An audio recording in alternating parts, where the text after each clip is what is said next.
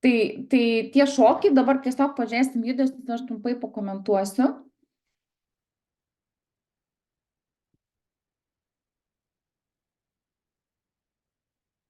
Step wide with one foot. Labai svarbu, kad suprastumėt, kaip reikia judėti, kaip reikia lenktis prie paciento, keltų, sodint, tai labai svarbus yra kojų judesiai. Ir kad žinot ir pratintis, kaip tai daryti, reikėtų išmokti judėti lengvai pritūpus ir įjungiant keturgalvius raumenis. Tai va čia tokie pirmieji pratimukai, pirmieji judesiai. Vienos pusės į kitą, iš vienos į kitą. Option 2, same step, but just take it lower. So there's a squat. Antras judesys, tai yra tas pats pristatom žingsnį, tik tai šiek tiek ir pritūpimą einant. Kodėl? Dėl to, kad įjungtumėt ir segment raumenis ir kai einat pas pacientą nekeltumėt iš pečių, nekeltumėt iš kažko, bet vėl iš tų pačių kojų. Squat in between the step and the touch. Option 3, travel side to side. Iš vienos pusės į kitą. Step together, step, touch. Step together, step, touch. Aš kai vedu gyvai, tai mes tą patį darom ir gyvai.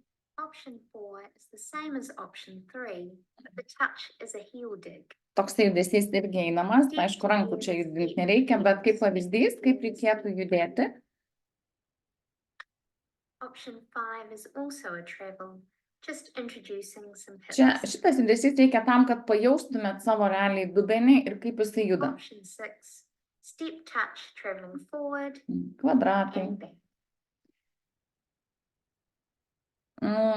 Kodėl aš šito šokius rodau, lygiai taip pat, kai aš irgi mokiausi ergonomikos, tai kai mums pirmą kartą aš atėjus pas pacientą, Suomijai, skandinavai šiaip labai saugo personalą, nes personalo labai trūksta slaugos darbuotojų, kaip ir visur, kaip lygiai taip pat ir Lietuvoje, šita tendencija yra labai didelė. Tai kad nesužeisti darbuotojo, kad išsaugot jo sveikatą kuo ilgiau, tai yra mokinami tokie, sakau, šokių judesiai, kad ergonomikui vien dėl to, kad jis, sakau, taisyklingai prieitų prie paciento. Tai man pradžiai buvo juokinga, gal čia dabar kas čia per nesąmonę, aš labai kieta ketvirto kurso studentė, mane siunčia į šokius. Tai va tokius judesius darėm ir mes, kad suprastum, kaip reikia daryti, kaip pritūpti, kaip ką ir kaip išmokti atpalaiduoti, dirbti ne nugarą, bet iš kojų. Tai va tokie lengvi judesiukai.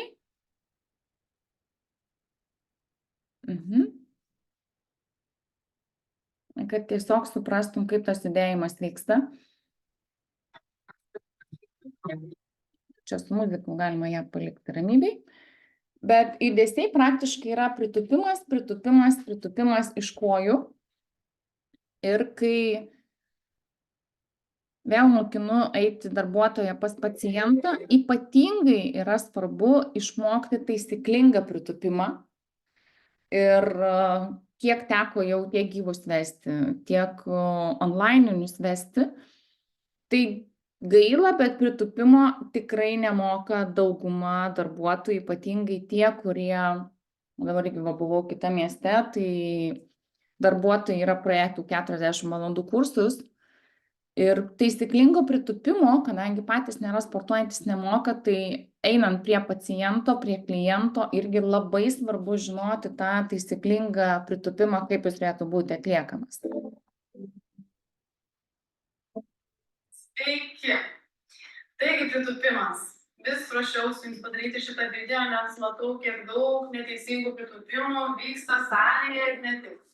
Apskritai, prieš pradedant sportuoti, aš labai rekomenduoju išmokti kelis dalykus ir geriau pajausti kūną ir tokiu būdu ateityje daryti vis geresnius ir geresnius pritūpimus, nesvarbu kokį svorį keliam, ar svorį išvis nekeliam, ar svoris yra mums virš galvos, ar svoris yra rankose.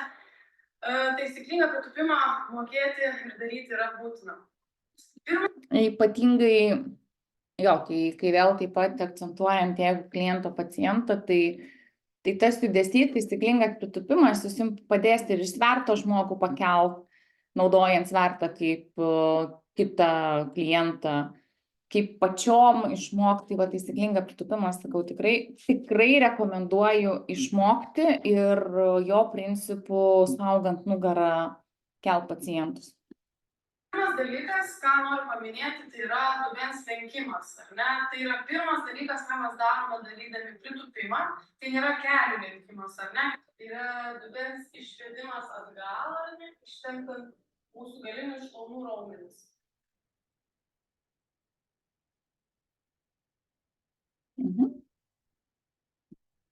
Ir tai yra atliekamas toks judesys, paskui perėsim prie video konkrečiai, kaip einama prie paciento, ne? Tai yra saugoma nugara. Nesilankstom, išvengiam juosmeninės dalies skausmo, išvengiam pečių lankų jausmo, skausmo, kai išmokam taisyklingai pritūpti.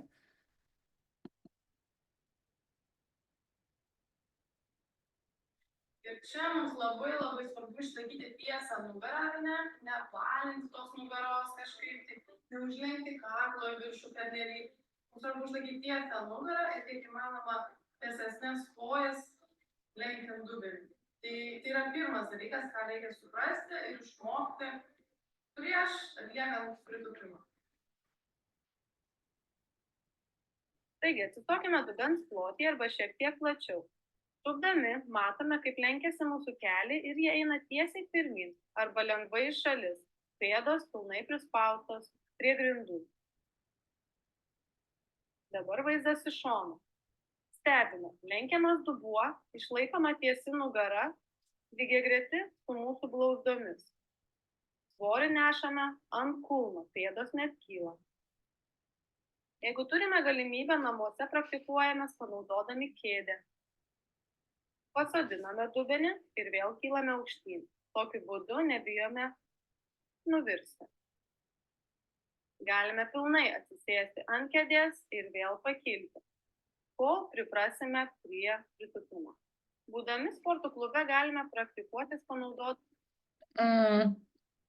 Tam, kam pritūpimas yra sudėtingas ir šiai dienai jo nedarot, netlieka taisyklingai, ane? Tai praktikuotis turint už savęs kažkokią lazdą pagalį yra labai naudinga, vien dėl to, kad kai turi kažką už nugaros, tu būsi priverstas daryti pritūpimą iš kojų, bet nelenkiantis į priekį ir ten neriečiant nugaros.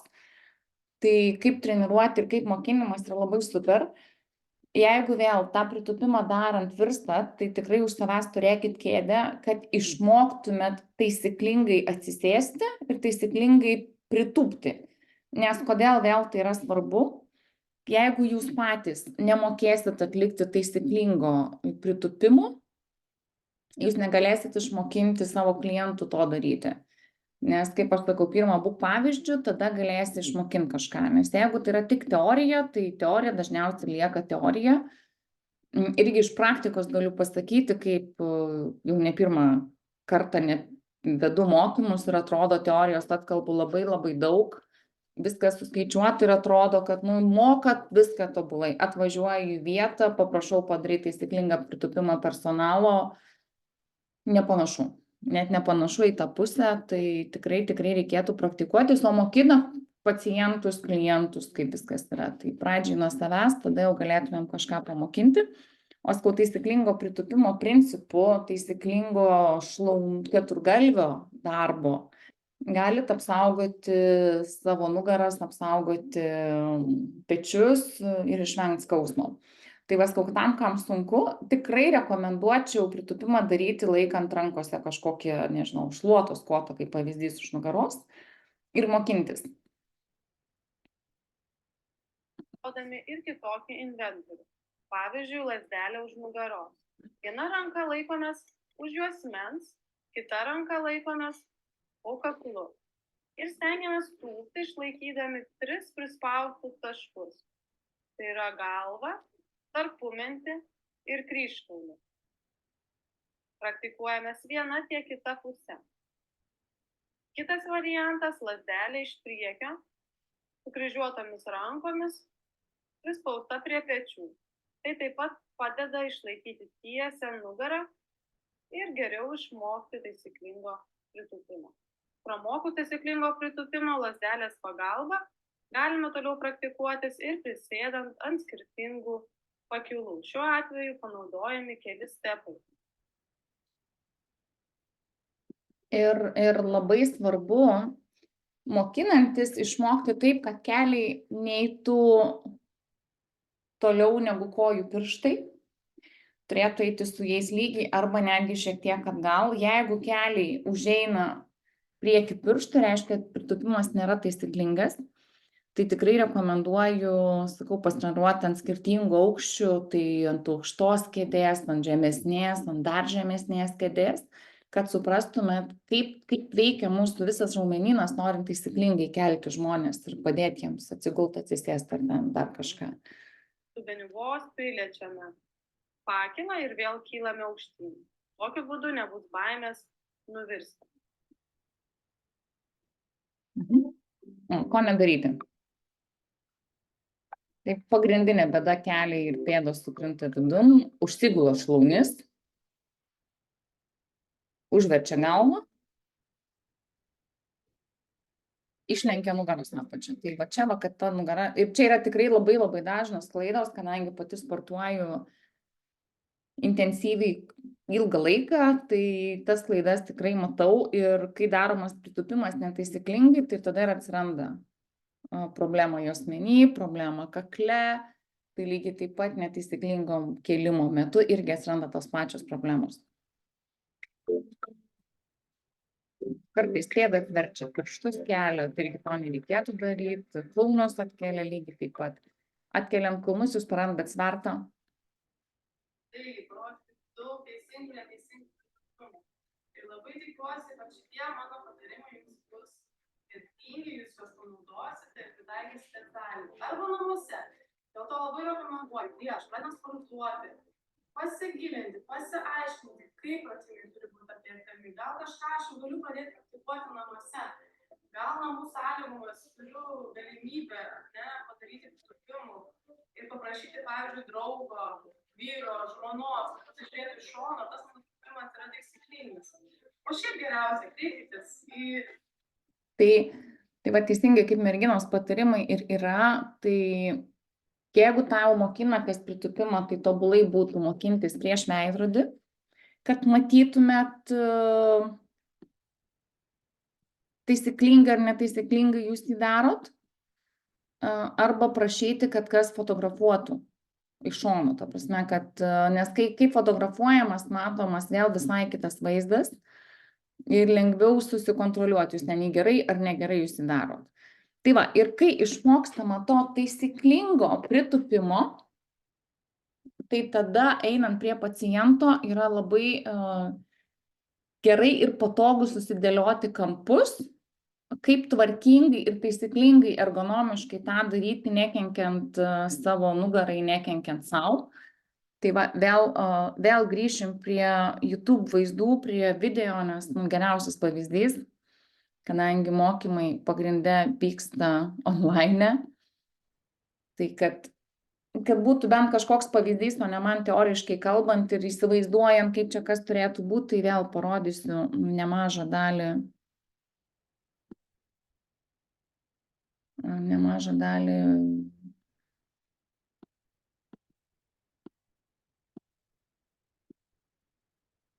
video, kaip reikėtų. Tai va čia yra labai pavyzdys puikus, kaip susidėlioti kampus einant prie paciento.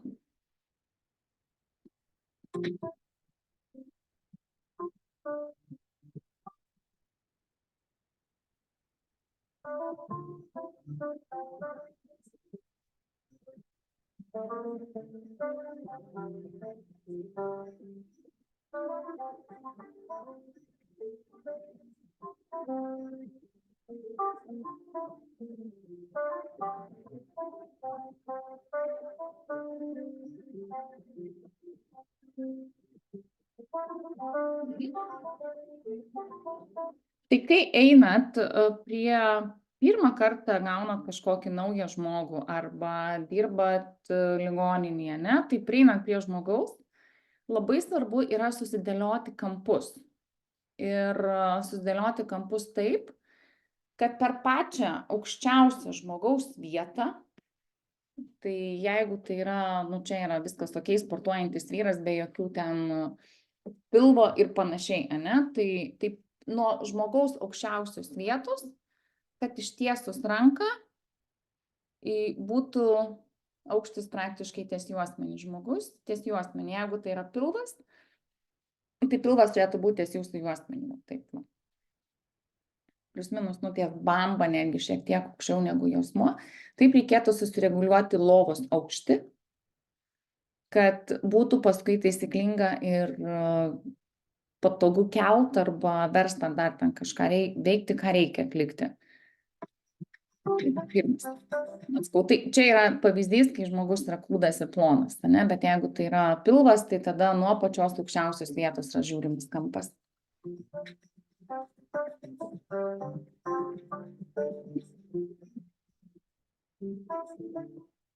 Va. Ir kai lenkiamasi prie paciento, vėl pažiūrėkit, kokia yra išlaikoma tiesi nugara.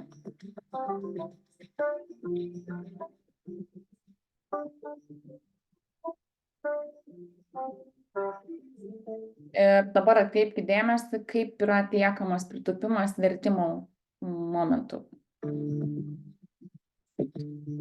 Susidėlioja. Tiesiai. Tiesi nugara.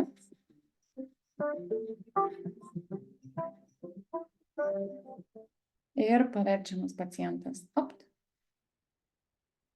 Svertas.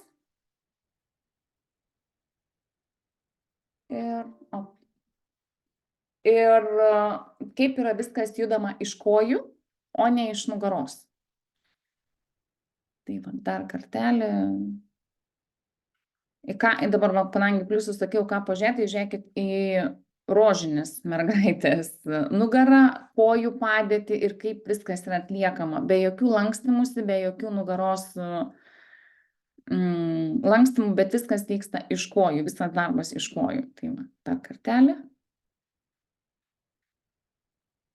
Susireguliuojamas lovos aukštis, jeigu lova yra reguliuojama. Jeigu lova nėra reguliuojama, tai tada lygiai tas pats principas yra kėlimo, lygiai taip pat yra keliama iš kojų, ne iš nugaros, ne iš pečių, bet tiesiog tada daugiau pritūpimo reikėtų. Tai va dėl ko visą šitam ergonomikos kursą aš pradedu nuo šokių, nuo kažkokių judesių iš kojų ir pritūpimo mokinimo. Dėl to, kad taip yra pakelt lengviau ir nežalojama yra jūsų pačių nugara.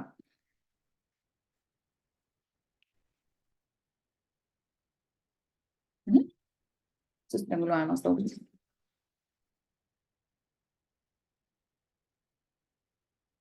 Ištiesta ranka ties aukščiausia vieta.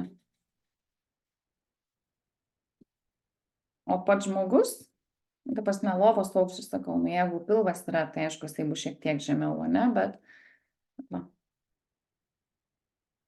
praktiškai kampas nuo rankos iki čia eina jūsų bamba.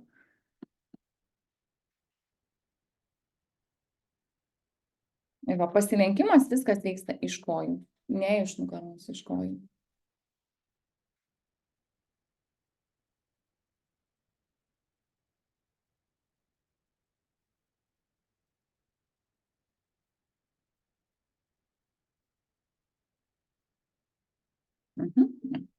Tvarkingai, traukiamas pilvo presas, kad nugara neišsiriestų ir atverčiamas.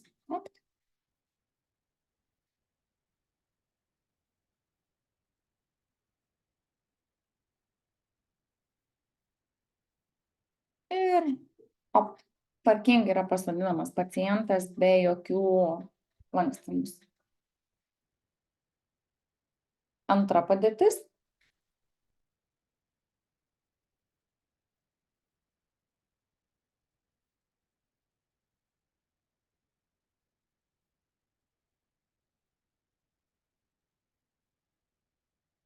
Jeigu va, pacientų yra labai sunkios kojos, tai galimas vienas iš variantų. Vienos kojos nuleidimas, pasodinimas.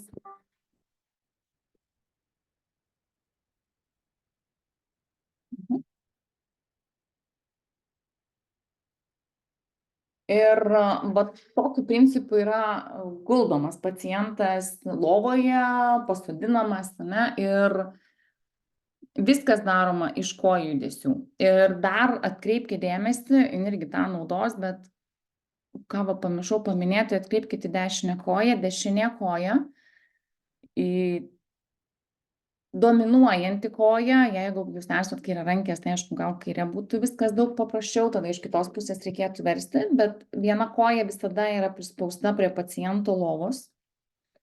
Kodėl? Kai lova yra prispausta prie paciento lovos, jūs automatiškai būsit priverstas judėti iš kojų, ne iš nugaros, nes iš nugaros judėti jums bus tiesiog nepatogu. Tai iš jūsų pusės, o iš kitos iš paciento pusės jūs visada turit savisaugą, jeigu kas, kad pacientas neišgriūtų. Jūs visada turit apsaugą.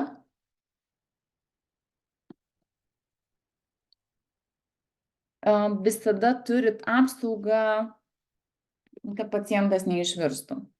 Tai va, tai iš tos pusės, tai va čia vas, dar kartą kreipkite dėmesį į va jos koją dešinę.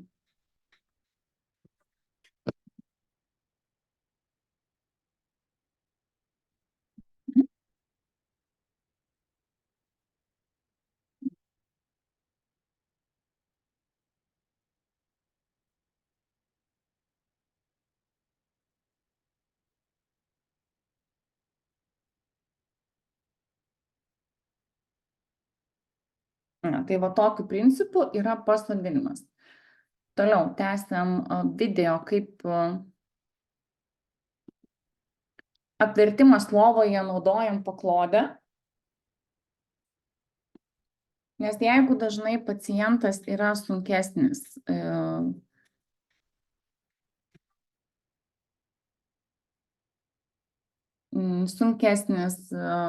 ir jį apversti yra pakankamai sudėtinga, tai yra viena iš pagalbų apvertimas naudojant paklodę.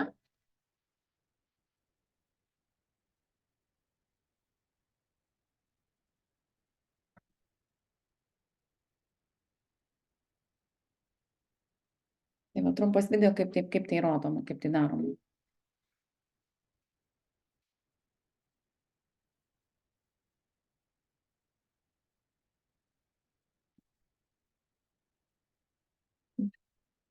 Na, jeigu pacientas gali kažką padaryti pats, visada prašykite, kad jis tą padarytų.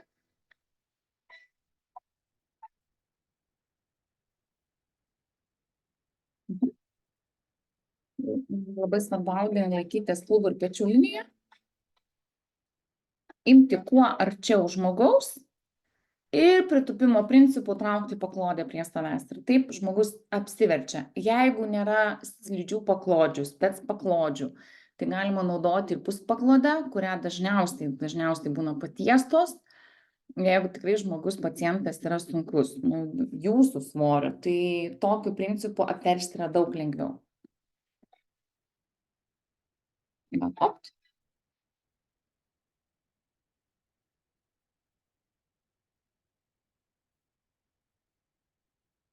Tai va, vienas iš apvertimo būdų naudojant paklodę. Toliau, kaip reikėtų sauskelnes keisti taisyklingai. Ne, apgavau. Taip.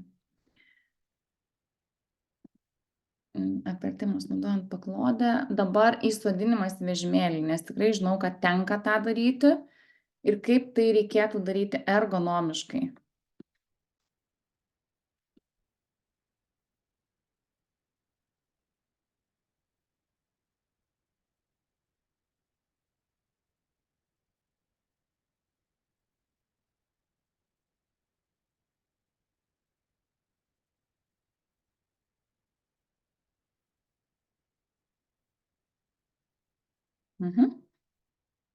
Aišku, visada faktas tai yra vežimėlio paruošimas, kas be ko, stabdžiai, porankių nuėjimas, tai šitą tikrai, manau, mokat ir naudojat.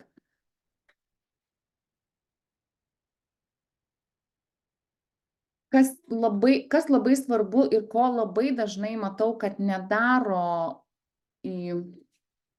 personalas, nenaudoja, nenuleidinėja lovų, nepakelia į reikiamą aukštį, nes viską daro pakankamai greitai. Kodėl? Dėl laiko stokos, dėl viso kito. Bet lovos nuleidimas ir paciento nuleidimas tiek, kad pacientas liestų kojom žemę, yra ypatingai svarbus.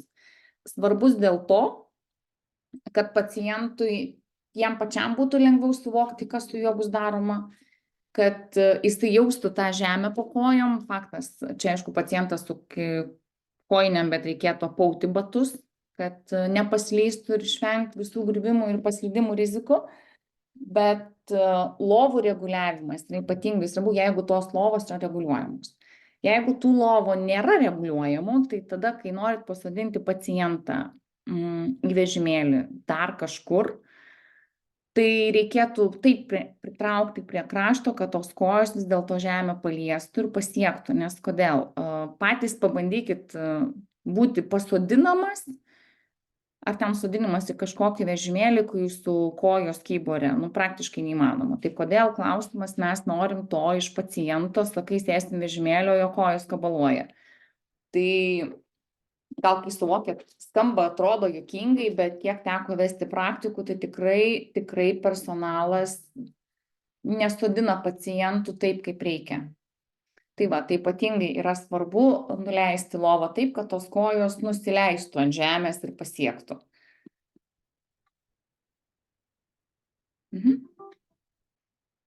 Ir vėl tas pats pritupimas.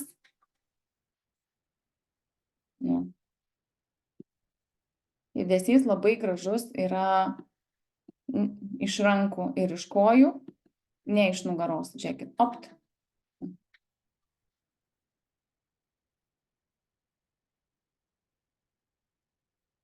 Keliai vėl priklauso nuo paciento svorio ir dydžio. Jeigu viskas ok, jūs vieną kelią visada turite turėti stabiliai laikyti, tą kelią, kuris arčiau vežimėlio.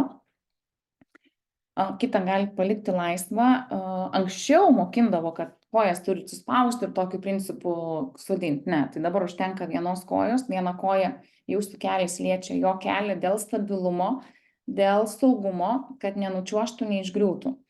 Ir dabar sverto principu, ta prasme, pacientas jūsų, jeigu kalbėti, negalės, kad ten labai lietuviškai, ne, bet žmogus, pacientas ir svertas, jis tai laiko, kad jūs nenugriūtumėt, o jūs to svertą naudodamai pasodinat į vežimėlį. Tai žiūrėkit, kaip gražiai jinai atliks pritupimą ir to pritupimo principu pasukus įsodins pacientą į vežimėlį.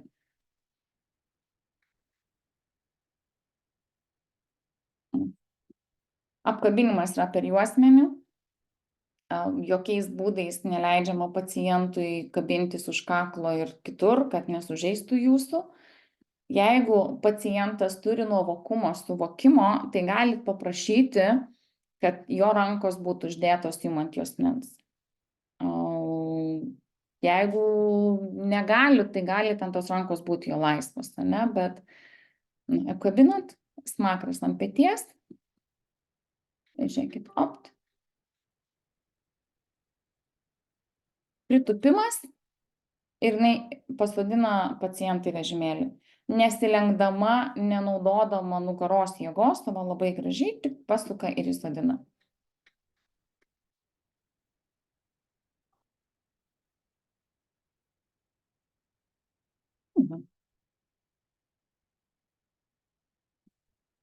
Tai vienas iš tokių būdų yra dar vienas būdas.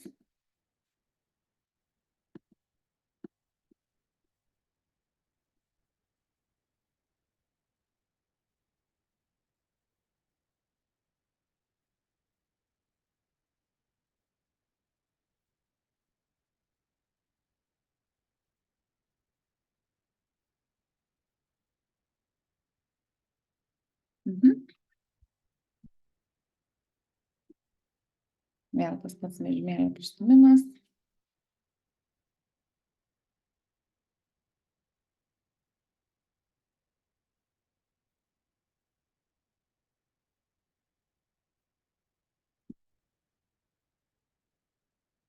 Vėl nuleidžiamas.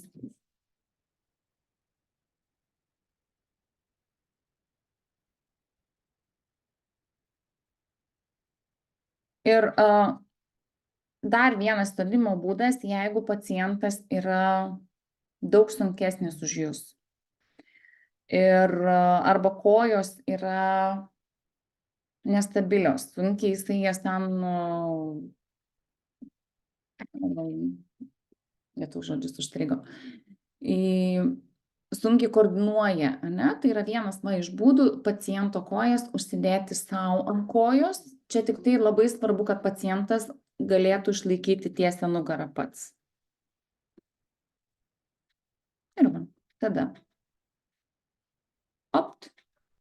Ir jūsų koja tampa persikėlimo lenta ir va labai gražiai pasodinat pacientą.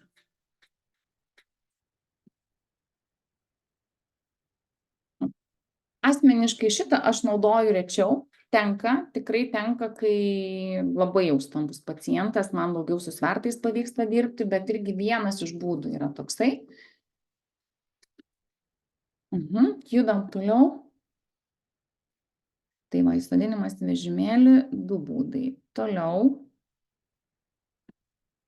Pasodinimas lovoje, irgi vienas YouTube video.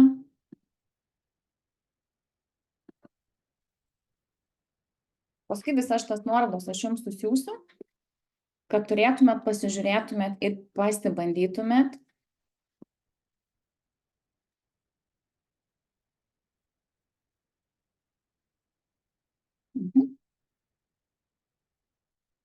Jeigu va, vėl nusireguliuojat, pasižiūrit, kas kaip, aukščiai. Jeigu lova nėra reguliuojama, ką daryti va tada? Tai yra vienas iš būdų pasodinti tokiu principu.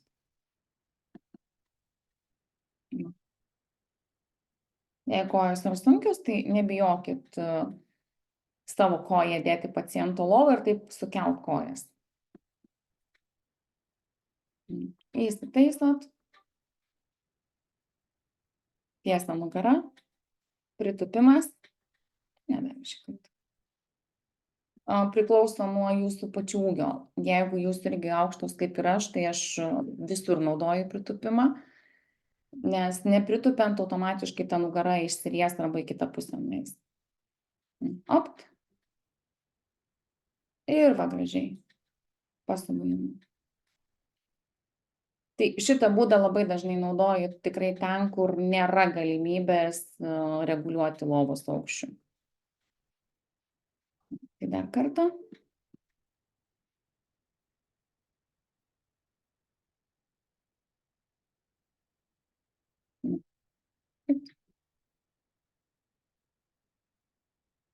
Pasižiūrit. Jeigu yra pakankamai lova žemai, tai tada taip koja į paciento lovą.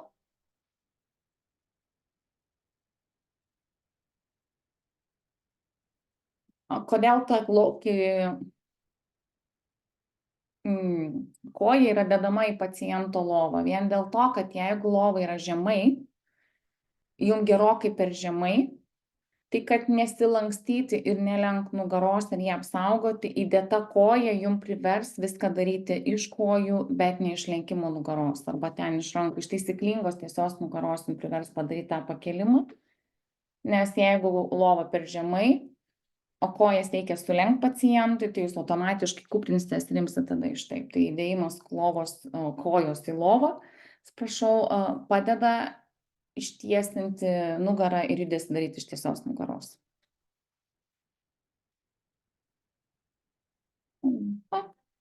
Gražiai.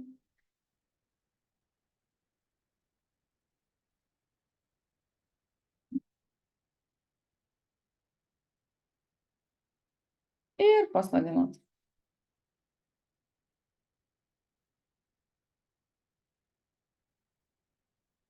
Tai čia tokie.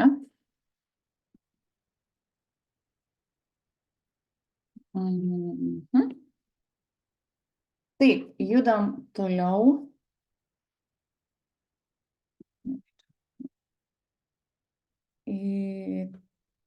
Taip, dar keli video, paskui bendras toksai Sauskelnių keitimas.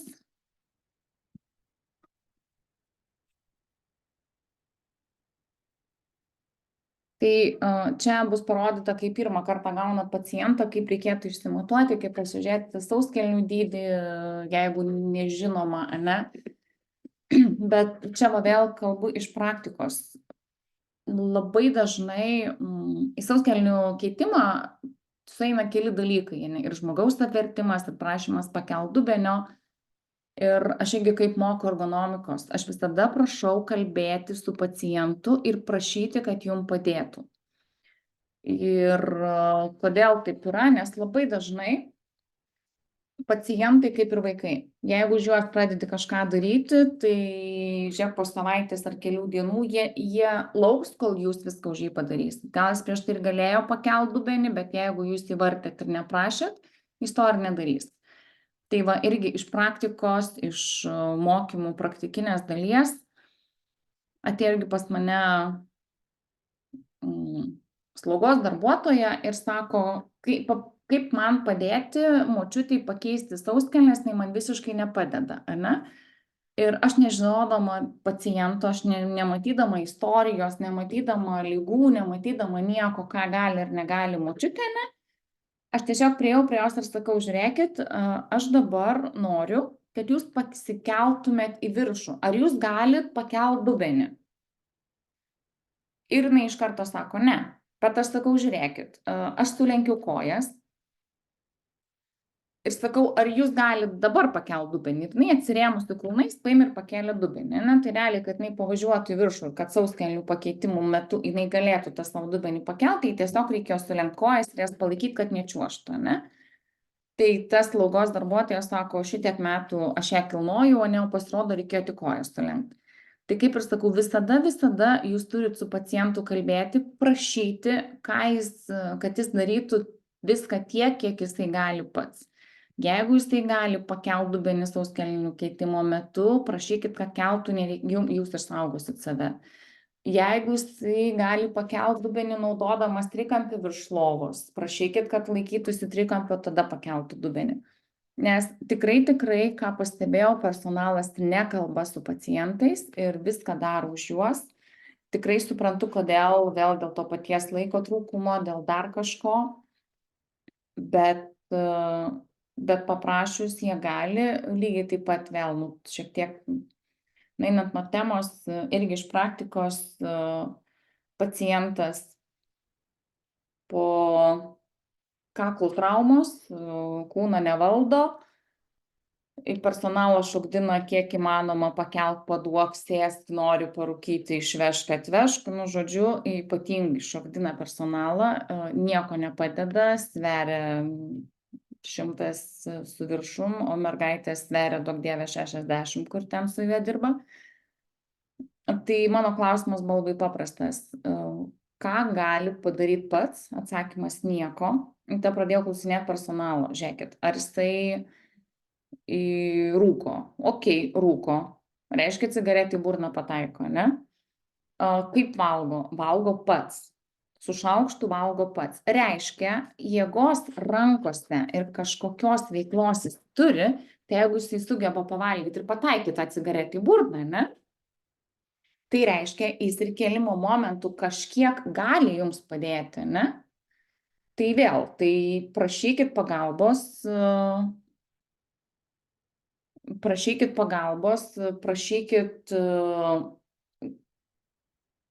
liepkit daryti jiem patiem tą, ką jie gali. Tai va čia va lengvas intarpas prie sauskelnių keitimo, bet sakau, tikrai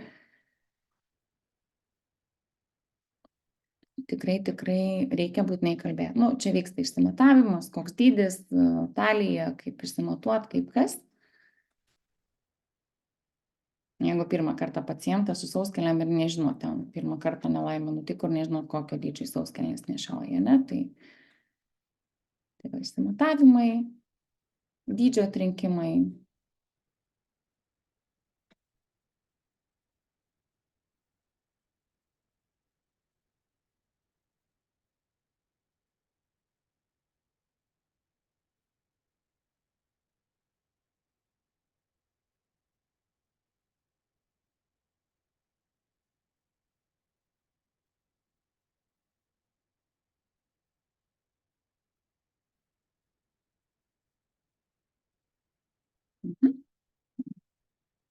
Visada sauskelnes lenkiat per vidurį. Kodėl? Dėl greitesnio viso proceso ir vėl, jeigu reguliuojama aukščio lova, tai susireguliuoja lovą taip, kad jum lankstytis iš nugaros nereikėtų. Praktiškai ties bamba yra jinai pati aukščiausia vieta. Sulenkiamos kojos. Prašoma, kai verčiat pasukti galvą į šoną, tai automatiškai bus lengviau apsiversti. Ta ranka laisvąja paprašyti, kad imtų turėklą, jeigu gali siekti bent jau turėklą im apversti, bus lengviau. Ir va, labai gražiai apverčia.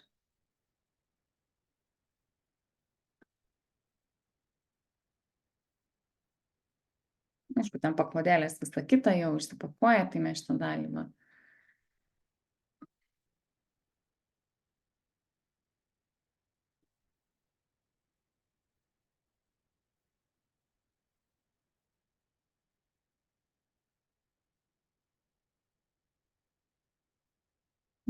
Mes praleidžiam. Va, ir per vidurį tą sulenktą sauskelnę dedam, kad būtų per vidurio liniją, kad paskui būtų viskas tolygiau.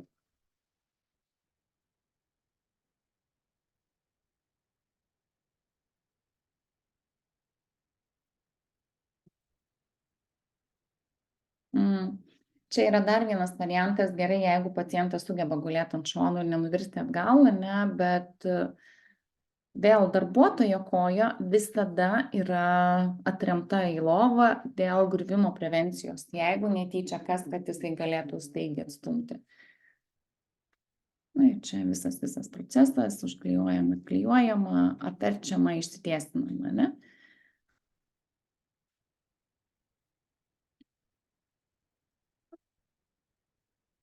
Bet, va, ta prasme, apvertimas, gražiai išsilyginimas, ištiesinimas, kam yra aktualiau, tai sakau, šitus video atsiųsiu, tai dabar tiesiog reikėjo tą bendrą principą parodyti, ne, bet visi, tikrai sakau, šitas nuorodas atsiųsiu kaip Wordinį failą, kad pasižiūrėt ir kai reikės pasitreniruoti, ne. Toliau, pasodinimas atgal į lovą iš vežimėlio, dar vienas.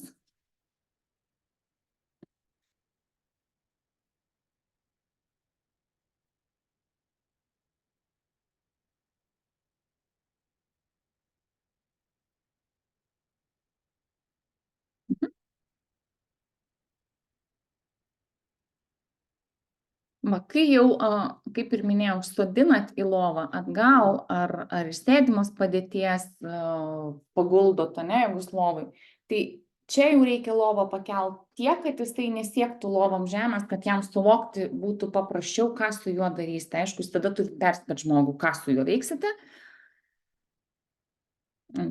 Opt, gražiai, iš pritūpimo apverčiat, ištiesinat kojas, ne, ir paguldot. Tvarkingai judesiais iš kojų, pataisot. Ir čia vėl irgi labai svarbu, ką irgi matau klaidą darant personalą, kad kai paprašau pakelt žmogų, tai žmogui visada turit pasakyti, ką su juo darysit. Kad ateinat ir sakot, labas, sėsim, labas, stosim, labas, kelsimės, labas, versimės. Kodėl? Nes duokit situaciją paciento vaidmenį, miegat, gulėjot, kažką sapnavot, atėjo kažkas ir jūs pradėjo vartyti. Jausmas tikrai šlykštus. Aš irgi buvusi praktikinėse dalyse. Ką pirmą prašau, tai visada prašau pasijusti pacientais. Kodėl to reikia, kad įsijaustumėte į jo kailį? Nes jeigu neįsijausite į paciento kailį, tai nesuprasit, kaip jis ir jaučiasi.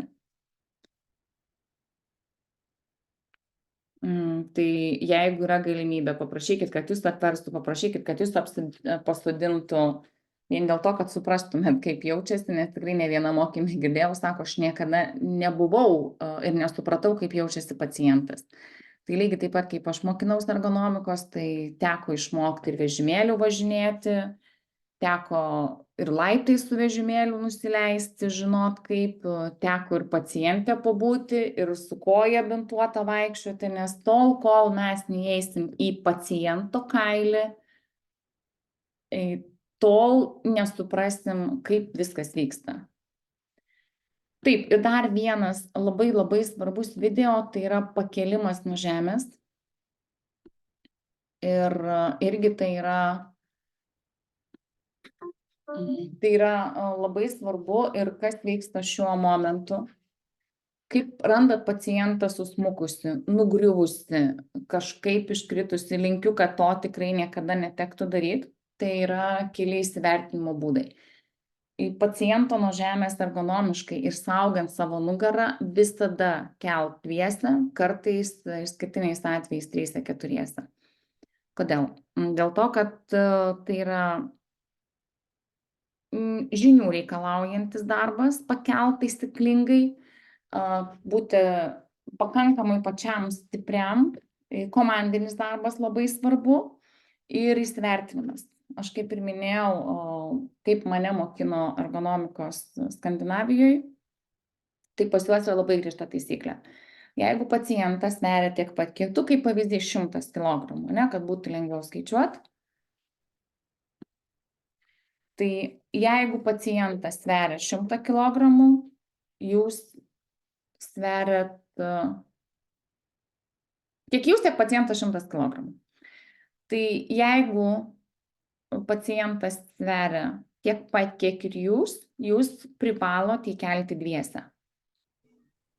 Jeigu pacientas sveria 30% mažiau, tai kaip pavyzdys jūs 100, pacientas 70, jūs galite kelt vienas. Jeigu pacientas sveria daugiau negu jūs. Nu, močiute, kaip jaučiatės? Nieko, aš galiu aš pasitersinu ir aš girdėsiu, susitariau, kad atsiųsime man medžiagas ir... Būna tokių, tai va, sustabdžiau. Tai jeigu pacientas sveria daugiau negu jūs, jau keliate, netgi 3, jeigu jūs 100, pacientas 130 ir daugiau keliate 3, jeigu pacientas sveria 1,5 karto daugiau, pagal taisyklę jau ten, aišku, yra tik keltuvų reikalai. Tai tokia yra ergonomikos taisyklė. Ar jinai laikomasi ar ne, čia yra kitas klausimas. Bet ką daryti? Jeigu randat pacientą, dirbat, pavyzdžiui, naktiniai pamainoj viena, arba ateinat pas žmogų ir dirbat irgi viena, o pacientas yra lygus arba sunkesnis už jūs, tai kartais, kol surasit pagalbą, yra tiesiog paciento, aišku, visa pirmoji pagalba, patikrinimas pulso, patikrinimas kvėpavimo, sužiūrėjimas, kas kaip ir kodėl. Ir jeigu matot, kad nepakelsit viena, tai tada paciento paguldymas į stabilią padėtį ant šono, užklojimas ir ieškojimas pagalbos, kas galėtų padėti jums pakelt. Tai tokiais atvejais, sakau, jeigu galvojat, kad ne, tai bent jau stabilią padėtį paguldykit ant šono, kad, jeigu kas, ar traukuliai, ar dar kažkas, kad neužspringtų. Antras variantas, jeigu jau randa tokį ir esate dviesna, tai tada vyksta kėlimas. Kaip vyksta kėlimas? Tai pirma paciento paguldymas ant nugaros.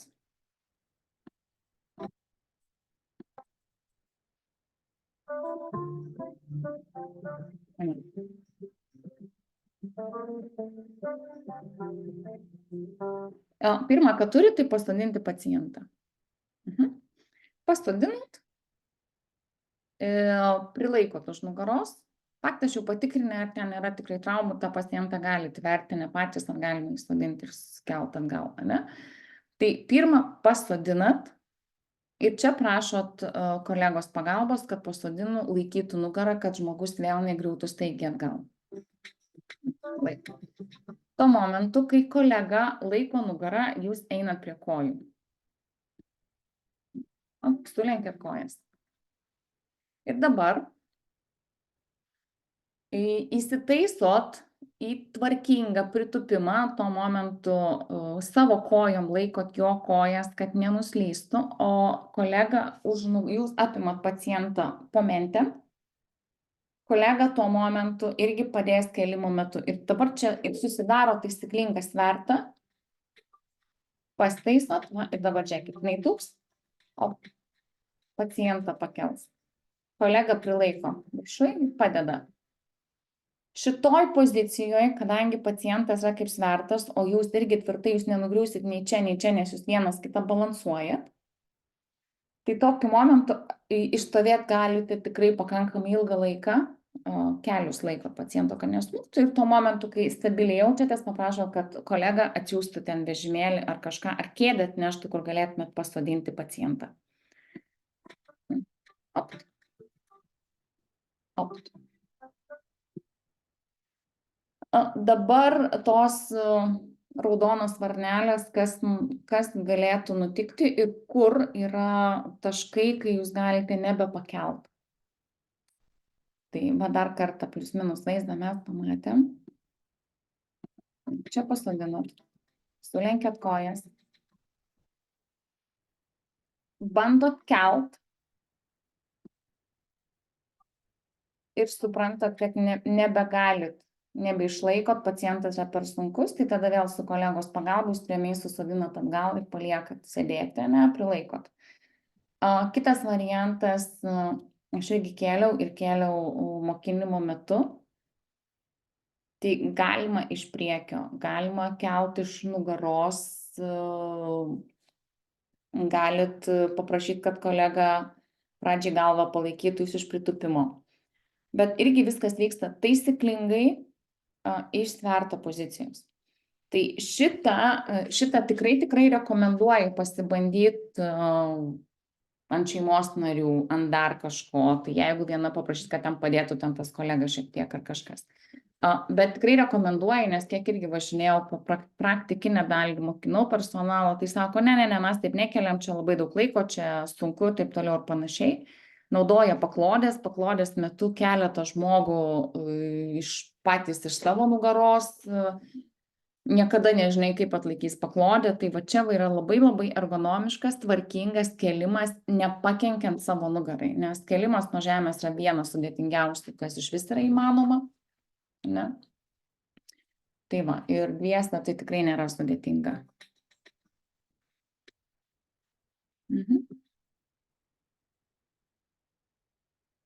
Čia svarbiausia yra stabilizuoti kojas, nes jeigu žmogus parkrito, faktas gali tikrai sunkiai nebestovėti, neišsistovėti tiesom, tai jūs laikot ir pritūpimo principų, tai pasodinat vežimėlį.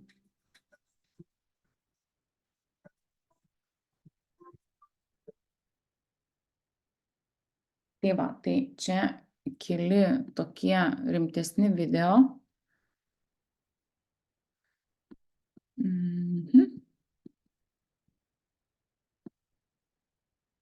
Grįžtam atgal mes čia.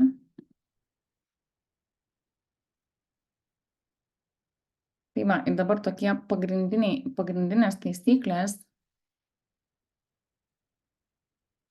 Kai vyksta pasodinimas ir tų kampų susidėliojimas, tai tą matėt, sakau, svarbu susireguliuoti tos aukščius, ne? Jeigu negali reguliuoti aukščio, tai tavo koja į paciento lovą. Toliau apvertimas lovoje naudojant paklodę. Tai yra pirmas, pakeltą apsauginę tvorelę, jeigu yra tokia, kad žmogus turėtų kur įsikabinti. Lenkiam visada viršutinę koją, viršutinę ranką siekti turėklo, prašyti pacientas, kad tą darytų, stovėti pacientui iš nugaros. Galima iš nugaros, galima ir iš priekio, kartais priklauso, kaip jums yra patogiau. Jeigu naudojat paklodę, tai griežtai iš nugaros ir laikyti paklodės audinį ties klubų ir pečių liniją, kuo arčiau, kuo platesniu kampu, kad patrauktumėt pacientą gulintį ant paklodės. Tai kuo sakau, kuo tvirčiau ir kuo arčiau paciento paklodę, nes irgi iš praktikos kiek mačiau, tai žmonės bando kelti tą paklodę, traukti prie pat krašto ir gaunas ten tas vartimas paciento nei šiandien, nei ten. Tai kad pakelt ir greičiau apversti prie pat paciento reikia paklodę traukti. Ir paimkite pakankamai audinio ir stipriai traukite. Ta prasme, kuo plačiau. Va, kaip čia pavyzdys.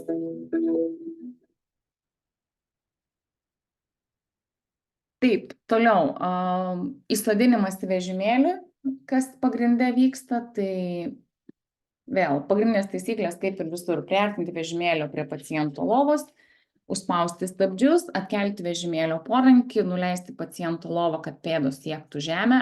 Jeigu lova nereguliuojama, tai paciento klubus priartinti ant tiek, kad jis liestų žemę, į savo keliu fiksuoti paciento kelią esant arčiau vežimėlio ir apkabinę pacientą po pažastim, ties juosmeniu, starto principu, įsodinkite į vežimėlį.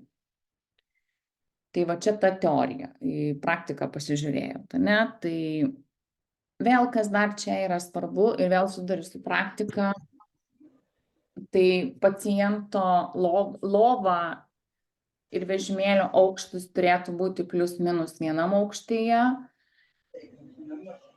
Kodėl? Dėl to,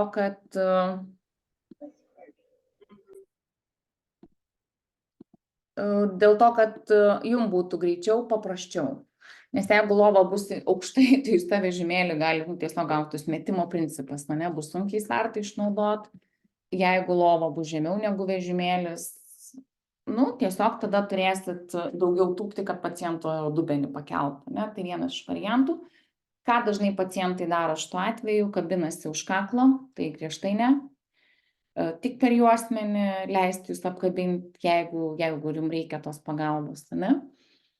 Ir dar kas labai svarbu šituo momentu, tai jeigu pacientas yra pas jūs laikinai, ligoninės metu ar dar kažkur, ne, tai išsiaiškinti, kokį vežimėlį jisai turi namie, jeigu jis jį turi, kokias pagalbinės priemonės, kaip vaikštynės, ratukinės ar stacionarias stabilės jisai namie turi, kad jam pačiam paskui reikės tą daryti, ne? Tai išsiaiškinti, kokį vežimėlį, kokio aukščio vežimėlį, tas irgi ypatingai svarbu, nes dabar tai keliat jūs, paskui turės daryti namiškyje, ne?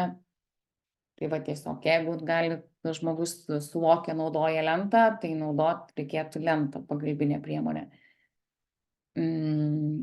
Taip. Tas pasodinimas lovai, tai teoriškai būtų paciento lovos aukštis ties jūsų keliu, tai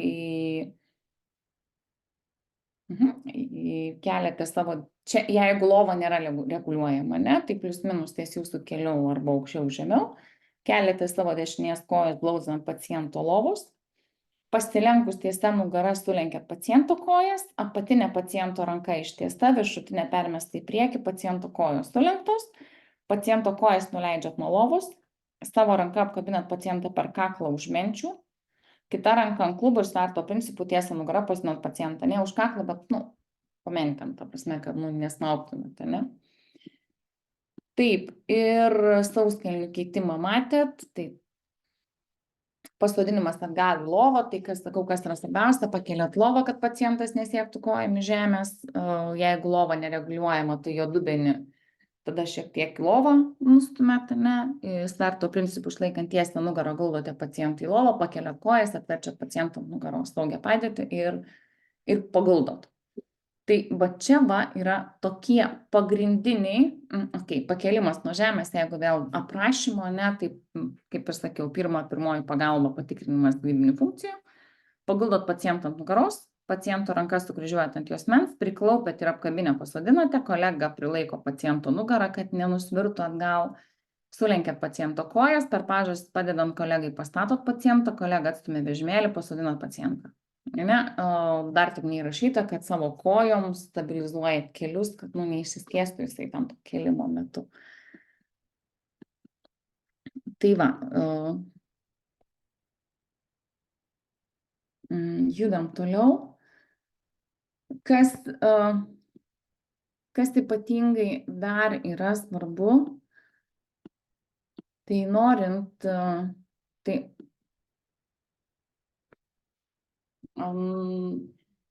norint pačiom neturėti problemų su nugara, neturėti kažkokių tenai iškrypimų ir taip toliau ir skausmų, kas svarbiausia.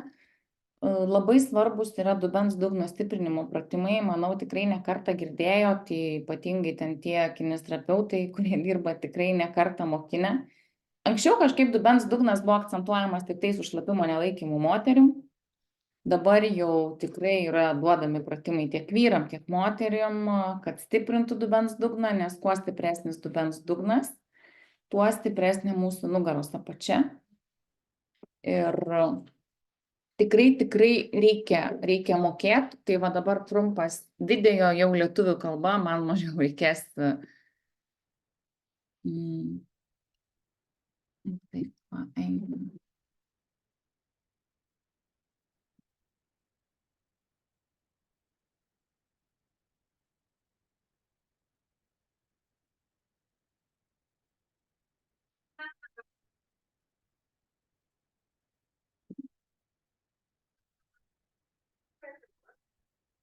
Ir bandysim pagauti tą kampą. Tai kaip realiai rasti, kur ten tas dubens kampas, kaip jį suprasti, kaip jį stiprinti, tai va, video. Tokie paprasčiausiai ir galbūt dažniausiai naudojami pratimai ir aš savo praktikoje irgi juos labai dažnai duodu dar mažai patyrusiam, dar kurie nelabai jaučia dubens dugną, kad pradėtų išmokti jausti dubens dugną ir suprastų, kas tai yra.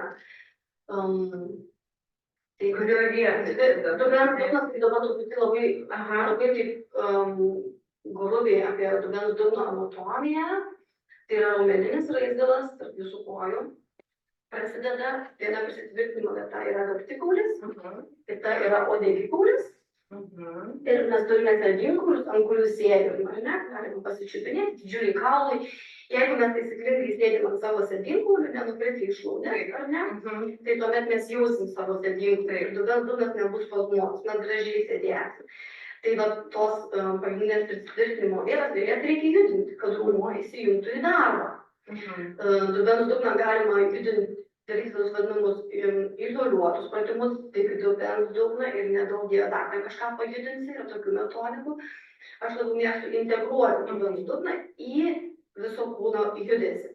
Tai parodysiu dvi padėtis, kuriuose galima gan greitai, jeigu ten nėra didelių problemų, pajusti dubens dugną. Supratau. Gerai, ieškosim dubens dugno.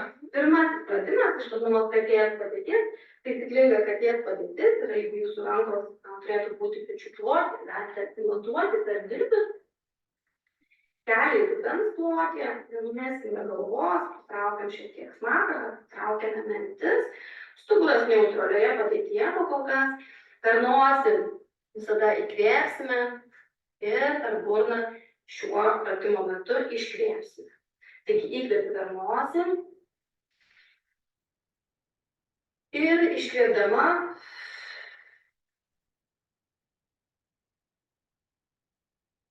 lėtai iškvėpdama suspaudžiu savo pėdas vieną į kitą ir tai padeda puikiai jausti sėdinkaulių darbą, jie juda vienas po kito, uodegikaulis juda žemyn, kaktikaulis išeina į priekį. Žinoma, įsitraukia kartu ir pilvo sieną ir mes sutraukiam visą tarpį. Įkvepiam, atpalaiduojam, neutrali padėtis. Vėl iškvėpimas. Įtraukiam ir sutraukiam viską iki galo. Nebūtina daryti, ką kartais matau darant. Įkvepiam labai stipriai išsirietimas su iškvėpimu. Susirietimas. Reikia suprasti, kam mes darom šitą pratimą. Antrą kartą, kur parodžiu, kur labai stiprus stuburo surėtimas ir išrietimas, buvo tai jis labiau skirtas yra, mano supratimu, stuburo mobilizacijai. Šiuo atveju mes norime dubens dugną įtraukti, tai turėtume koncentruoti į dubens judesį, mažiau į krūtinės ląstą, į tą ėjimą į kifozę. Dar kartelį parodau, su iškvėpimu pilnai pakanka pabraukti uodegą, taip vadinamą po savimi, įtraukti pilvą, sutraukti išangę, tarpvietę ir spūstelti pėdas vieną į kitą, pajusti, kad šitie kauliukai aktyvuojasi. Įkvepiam, padėti, pakartokite 10 kartų, šiausiai galite ir 20 kartų. Rekomenduoju daryti kiekvieną dieną, arba bent 5 kartus į savaitę. 2 kartus į savaitę, tai per mažai. Kitas pratimas, galbūt mažiau žinomas, reikėtų atsigulti ant nugaros. Ir kaip minėjau, dažnai kompensuojam šlaunis arba sėdmenimi, todėl nedarysim eilinio tiltelio, nes ten dažnai moteris jungia tiesiog sėdmenis ir dubens dugnas susitraukia tik iš savo inercijos. Išjungsim šlaunis, kiek pavyksta. Nuleidžiam jas į šoną ir vėlgi pėda viena su kita susiglaudusios, smakrą nekelkime labai aukštyn, kad kaklo padėtis būtų kiek įmanoma labiau tiesi. Rankas galite nuleisti arba galite dėti pirštukus ant savo kaktikulio, kad jaustumėt kaip kaulas. Kaip ir pradžioje minėjau, tai yra viena iš įsitvirtinimo vietų, šitas kaulas judės. Ir šito pratimo metu galime taikyti vadinamą lifto techniką. Reiškia, iškvėpsim per 3 kartus kaip liftas. 1 aukštas, 2 aukštas, 3 aukštas, pristabdydamos dubens dugną. Ir jeigu mano delną atspindėtų dubens dugno darbą, tai maždaug atrodytų taip, parodysiu, kas ten viduje vyksta, nes realiai nelabai ir matosi, tai yra labiau pojūčių mankšta. Įkvepiam per nosį.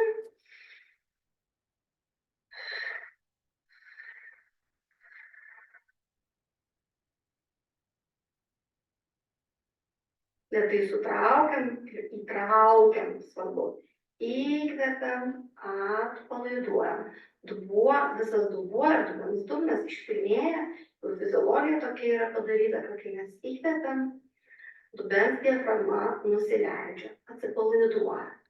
Su iškvėpimu, todėl pradedantiesiems, svarbu su iškvėpimu.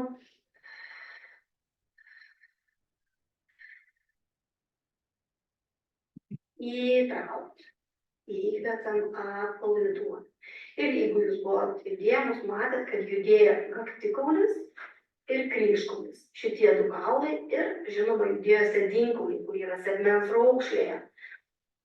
Dubuo neturi pakelti šito pratimo metu.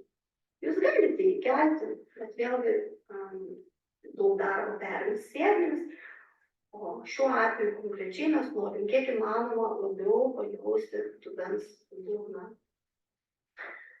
Taip, reikėtų 10 kartų padaryti. Ir naudokit savo rankas, jausti kaktikulį, aktyvuojant dubens dugną. Aš patariu dažnai žmonėms užsimerkti, kad jie labiau orientuotųsi į savo pojūčius. Ne kaip turi atrodyti, bet pajausti dubens dugną, kad aš jį jaučiu savo kvėpavimą, įkvėpimo metu, kvėpavimo bangelę, kuri prasideda čia, diafragmai, po šonkauliais eina iki apačios, iki mūsų gimdos, iki mūsų kaktikaulio ir su iškvėpimu gražiai sukeliam. Labai svarbus pojūčiai, pasikliauti savo pojūčiais. Tai viena iš tokių pavyzdžių, kaip pajaust tą dubens dugną ir ką daryti. Lyga nėra labai toli pažiūrėti. Prašau.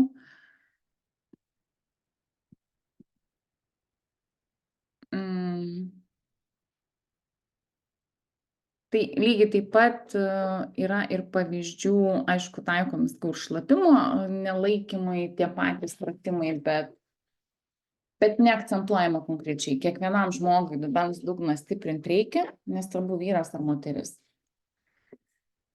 Ir ypatingai, jeigu jau pacientai dažnai guli ir sugeba atlikti tikrai mažos amplitudės judesius, tai bent jau įtraukimus į tos lifto pakėlimo principų atliekamą pratimą, tikrai rekomenduočiau mokinti dubens pakėlimą, kas stiprintų ir nugarą ir ne tik, bet tikrai reikia šitus pratimus daryti, nes tai yra mažai pastangų reikalaujantis, didelę naudą turintis pratimas. Toliau, kodėl ta visa ergonomika yra mokinama, akcentuojama ir Ergonomika, aišku, daugiau yra taikoma personalui, kad, sakau, žinotų, kaip kelt, ką daryti, o kodėl tai yra daroma, kad apsaugotų. O pacientam, kai dirbama yra su senyvo amžiaus žmonėm, su kažkokį sutrikimą turinčiais žmonėm, tiek protinė negalia, tiek fizinė negalia, tai pas juos labai, labai daugybė mokymų ir daugybė informacijos yra, ką daryti, kad išvengt griuvimo. Ir tie žmonės, kurie dažnai guli, jie labai dažnai krenta dėl sutrikusios kraujotakos, dėl tos pačios pusiausvyros problemų, koordinacijos problemų, tai griuvimo prevencija irgi yra labai aktuali. Ir kuo daugiau apie tai kalbama, kuo daugiau apie tai yra mokinama, tuo yra labiau išvengiama bėdų, kas galėtų nutikti. Tai irgi dar vienas trumpas filmukas apie tą griuvimo prevenciją ir kas aktualiausia. Tai kodėl krentama? Tai pirmas ir svarbiausias, tai net griuvimo vėlyvam amžiui, tai yra vaistų naudojimas, dėl ko gali apsisukti galva ir krentama. Tai kaip to išvengti ir ką daryti?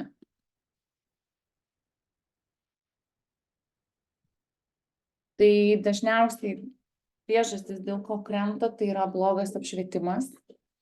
Neleidžia stebėti daugybės objektų esančių aplinkui. Patys vaizduokit, kaip blogai mato, tikrai koordinacija ir pusiausvyra trinka. Tai pirmas, ką reikėtų daryti, tai išvengti blogo apšvietimo. Ypatingai dirbant su senyvo amžiaus žmonėm, aš pati tiek savo seneliam, tiek vyresniem giminaičiam esu supirkus tas vaikiškas lemputes, kurios leidžia tokią, skleidžia blankią šviesą, kad naktį šviestų, kad matytų, kas yra aplinkui.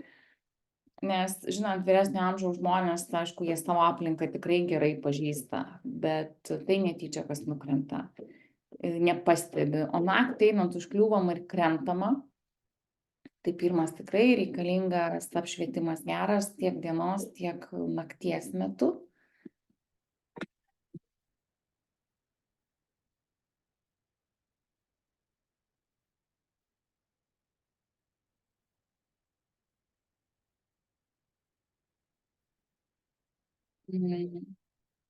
Antras, ir labai džiaugiuosi, kad irgi po mokymų tiek personalas, tiek pacientai nebevaikšto namie su kojinėm. Tai kodėl, prie ko čia tos kojinės, tai tinkama avalynė. Dėl netinkamos avalynės, statistiškai paskui kalbėsiu kiek, bet daugiau negu 50% kritimo yra dėl netinkamos avalynės. Kodėl? Nes kažkaip su kojinėm, slidžios kojinės, jeigu tai yra žiemos metas, tai praktiškai visi apaunami vilnoniam kojinėm, su jom yra ypatingai slidu, slystant, prarandama pusiausvyrą, krentama. Tai štai, norint išvengti griuvimo prevencijos, būtina pasirūpinti tiek jūsų, tiek paciento apavu, kad jis būtų kvėpuojantis, neslystančių paviršiumi ir apsaugotų. Tai irgi, sakau, labai džiaugiuosi, nes po mokymų net personalas avalynė kai kurie keitėsi, kad būtų saugus ir užtikrinti darbą. Šlapios grindys. Dar viena iš tokių griuvimo priežasčių. Ir tiek po plovimo, po švarinimo grindų lieka vanduo, kuris sukelia pavojų žmogui, kuris gali neišlaikyti pusiausvyros, paslysti, susižeisti. Ypatingai tai aktualu vonios kambariuose, tualeto kambariuose, kai to vandens ten yra daugiau, apsitaško dar kažkas nuo kriauklės, ne? Tai ypatingai reikėtų šitą stebėti. Kiekvienoj, sakyčiau, vonios patalpoje, kambaryje, tualeto kambaryje privalo būti tikrai naktinė švieselė, nes kartais, kai žmogus eina į naktį į tualetą ir jungia staigią šviesą, irgi gali akys sureaguoti ir gali kristi, ta blanki švieselė kartais išgelbėja. Šlapios grindys vėl, nuo šlapių grindų gali apsaugoti specialūs kilimėliai, neslystantis, išlipimas, įlipimas į vonią vėl atskira kalba, bet irgi ten turėtų būti neslidus paviršiai. Ir aš kaip juokiuosi, jeigu kažkokioj patalpoj prekybos centre ar dar kažkur yra ženklas atsargiai šlapios grindys, tai tuo ženklu reiktų tikėti, nes labai žmonės dažnai ignoruoja ir paskui nugriūna ir sako, va čia vėl kažkas kaltas išskyrus mane, nuo ženklas pastatytas. Tai ne veltui tie ženklai yra, jos dėmesį reikėtų atkreipti. Tai va. Kojinės, slidžios grindys. Ir dar kas labai dažnai stebima gydymo įstaigose ypatingai, tai yra netinkami rūbai, per ilgi rūbai, kur atveža naują kažkokį pacientą, uždedama ligoninės pižama, kuri nėra jam pritaikyta. Nu, kartais ten paauglių stilius yra per ilgi arba per trumpi rūbai, tai čia kita tema, ne, bet irgi tinkama apranga.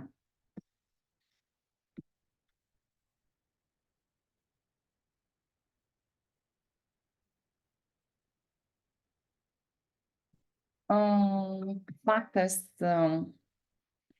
dar tai yra aplinka, tai yra nepritvirtinti suplyšę kilimėliai, už kurių galima užkliūti, arba per stori kilimai.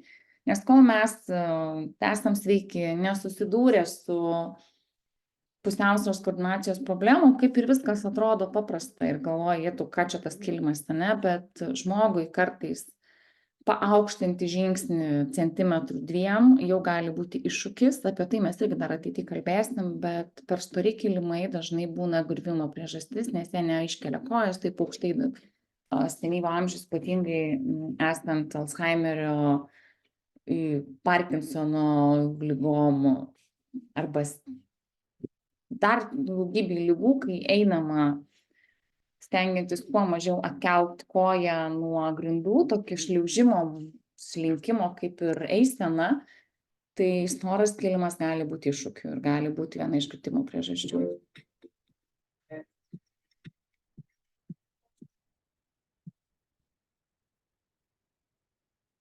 Dar labai svarbu irgi ne tik, kad kojinės netinkama avalynė viduj, tai netinkama avalynė ir lauke ar šiaip kur nors nepritaikyta sezonui.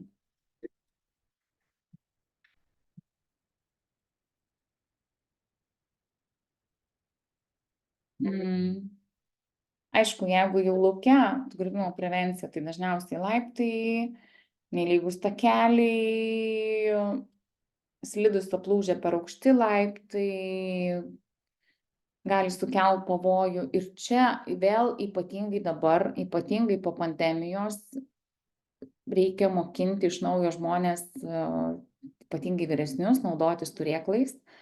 Turėklai ne veltui yra tam padaryti, tai kažkaip per pandemiją buvo aiškinama, kad nieko neliesk. Turėklas laiptiniai tai kažkoks didžiausias siaubas, nes ten virusas gyvena. Taip, bet iš kitos pusės aš irgi kaip mokinu pacientus, mokinu personalą, geriau išmokinkit pacientą laikytis turėklo ir kišenėje įdėkit jam dezinfekcinio skysčio, kad jis bijodamas užsikrėsti kažkuo nusidezinfekuotų rankas, negu nesilaikydamas turėklo gali nugriūti taip, kad jau paskui dezinfektantai ar tas pats virusas jau bus maža smulkmena. Tai jeigu žmogus turi pusiausvyros problemų, naudoti turėklą, laikytis už jo labai yra rekomenduojama. Ir tikrai įrodyti, kad paaiškinti, kad tai gali apsaugoti tavo gyvybę, o ne duoti kažkokį lengvą peršalimą, ne, ar dar kažką. Tai prieš tai kažkaip problemos prieš pandemiją nebuvo su turėklais, po pandemijos labai didžiulė problema tapo turėklų nenaudojimas, ypatingai garbaus amžiaus žmonėms.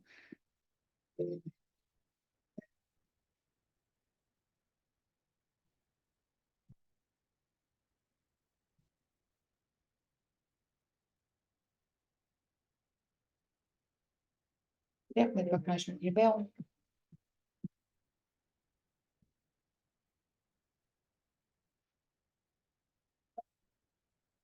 Tai va, tai šiai dienai griuvimo prevencija pats geriausias apsisaugojimas yra prevencija. Paskui, aišku, ten kalnas yra ir pratimų, kaip to išvengti, kaip ką daryti, ane, bet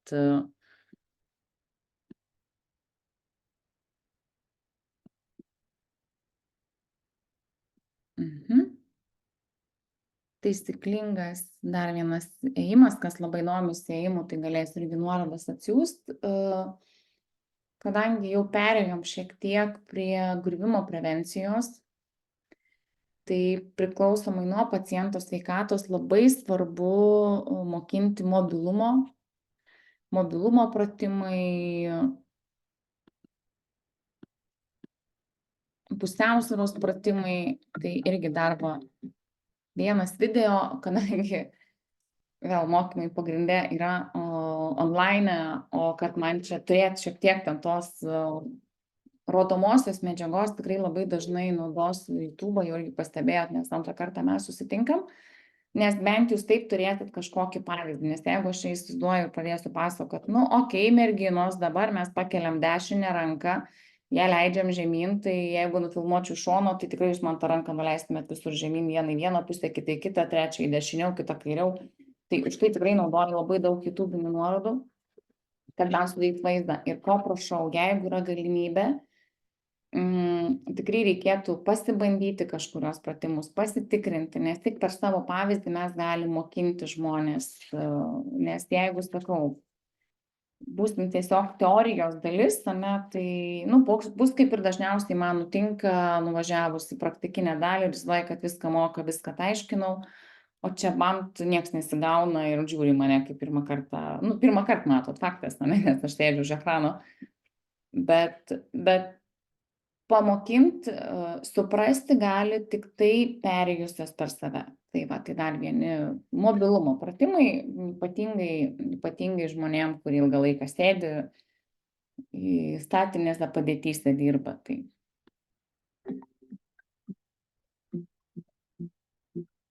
pečių prasukimas labai svarbus, labai aktualus, nes nuo sėdimo darbo mes dažnai būnam susikūprinę. Čia iš vis labai plastiška mergaitė.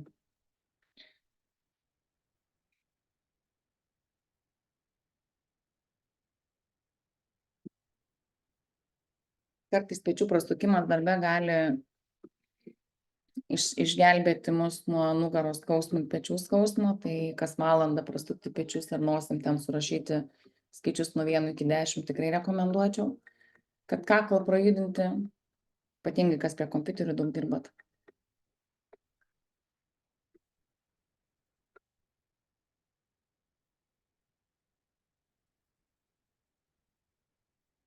Pečių atidarymai, palaidavimai, juosmeninės ir pečių lanko raumenys.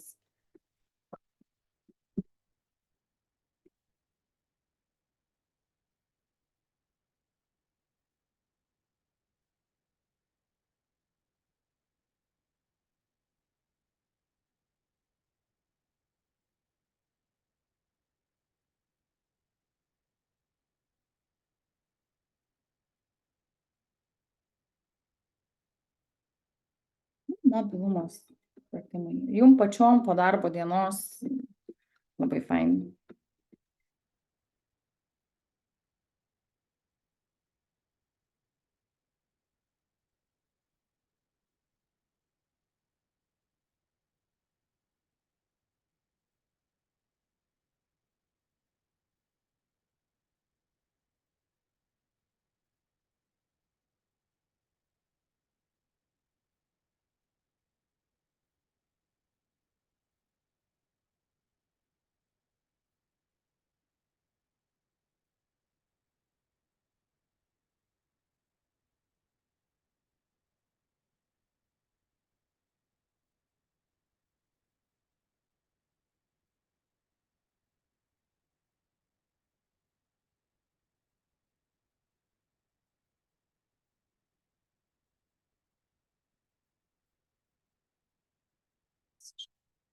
Labai geras pratimas, dubens dugną išjudinantis.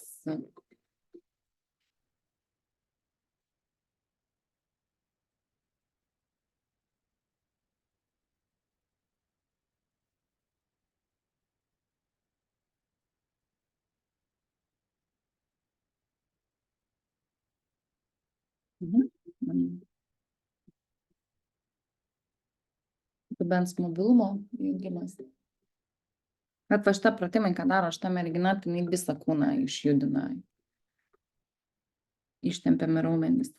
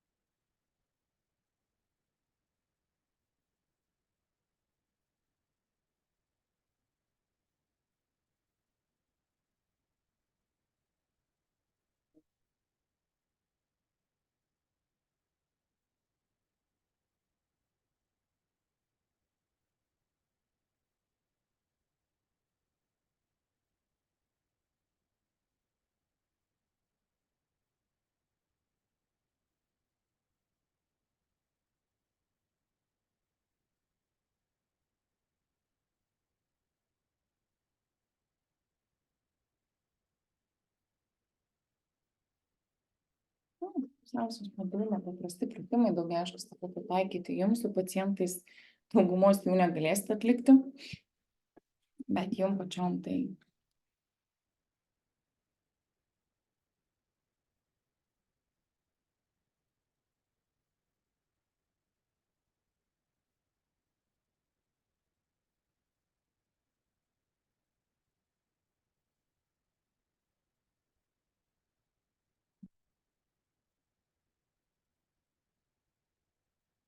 Pėdų mobilumą.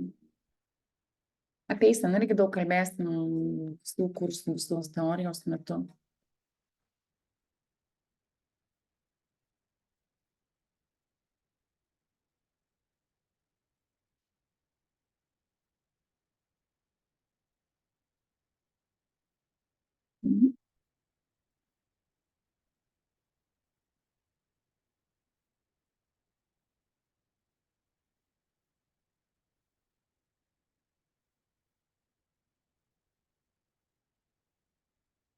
Tiesiog pratempimai, apsisukimai.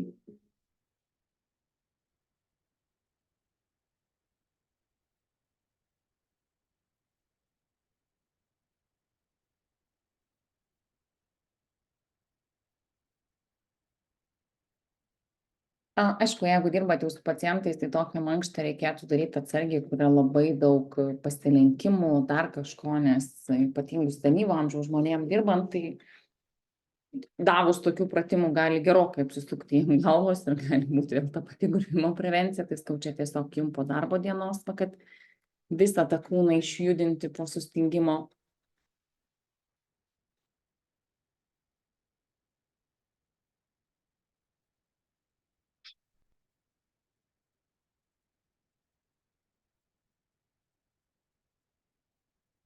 Aišku, jeigu nesat užtikrintos, jeigu pratimų nesat tikrai labai fiziškai aktyvos, ne, tai visus sukimus reikėtų daryti labai lėtai.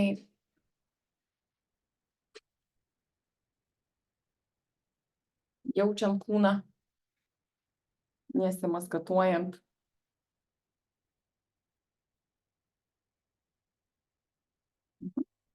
Kuomet aš tavo mergina, aš irgi, kadangi naudoju, kol žiūrit, kas darot, naudoju tikrai daug video, bet video yra tikrai atrinkti. Atrinkti kokybiški, pagrinde kineziterapeutų, nes faktas, pasižiūrėjus YouTube įrašų, ten yra kiekvienas tampa ekspertų, kiekvienas tampa savo srities profesionalų, nors pabaigęs tikriausiai tik mamyčių ten tą formą, ne, kaip aš juokiuos. Tai irgi jeigu kažko renkatės, ieško internetu, tai tikrai reikėtų pasitikrinti, kas tai daro, kas atlieka. Tai jeigu jau žiūrit kažkokių mankštų, kaip pavyzdį, savo padėjimo ar kažko, tai žiūrėkit bendro tipo, ieškokit kineziterapeutų, tikrai dirbančių kineziterapeutais, dažniausiai, aišku, deda video, tai nemeluos apie savo profesijas, ne, tai Ne trenerių ieškokit, nebent tikrai žinau, kad jie kokybiškai dirba, bet kineziterapeutų vedamų pratimų, tai bent jau nepakenksit savo. Ir faktas vėl, mankštos turėtų būti, tobulai būtų pasikonsultavus su kažkuo, ne, bet bendro pobūdžio tai gali atlikti ir su video pagalba, jeigu neturit kažkokių labai konkrečių nusiskundimų, konkrečių problemų, ne, bet jeigu jau ten kažkoks labai aštrus skausmas, tai reikėtų pasikonsultuoti su specialistais, aišku, tokių jau labai greitų pratimų atlikinėti nereikėtų, tik lėtų, bet apie viską irgi kalbėsim eigoj, kokie pratimai daugiau skirti, kai yra juosmens skausmas, kai nugaros skausmas, pečių skausmas, tikrai tokių aš pavyzdžių atrinkusi ne vieną. Ir ne du, tikrai pasižiūrėsime šito YouTube, bent jau tuo metu, kai jūs su manim. Ir kam tikrai bus aktualu, tai vėl, kaip ir minėjau, galite rašyti man, klaus patarimų, pagalbos. Ir tikrai naudotis progą.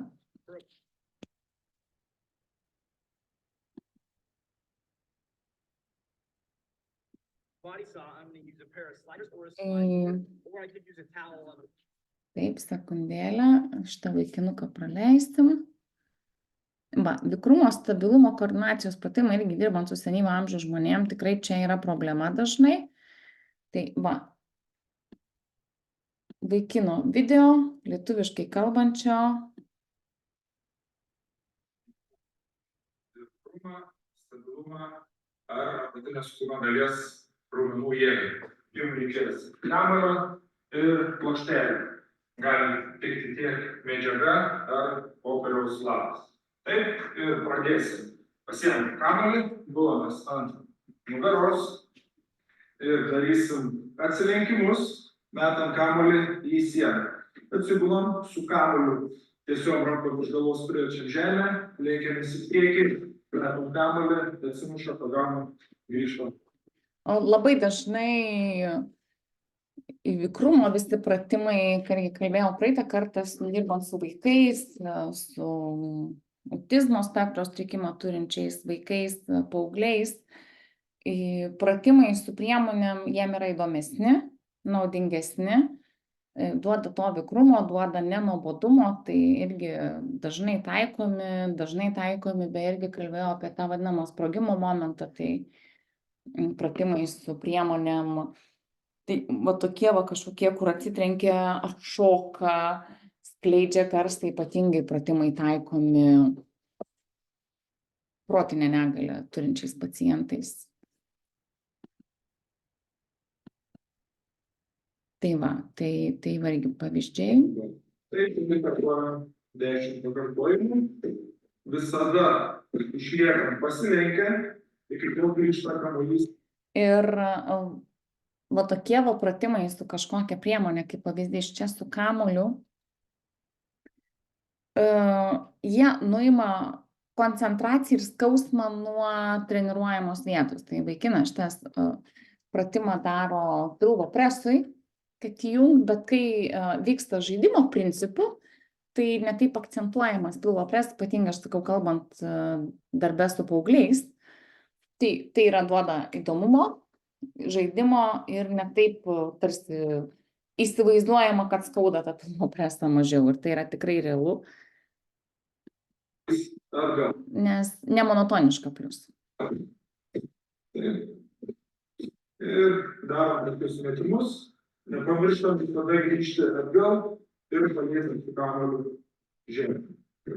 Tai padarom dar kartą ir einam prie kito pratimo, kojos pakeltos, prispaudžiam gerai nugaros apačią, kad neatkiltų ir su kojom dirbsim pirmyn atgal, o su kamuoliu darysim perdavimus po kojom. Taip, ištęsiam ir pradedam.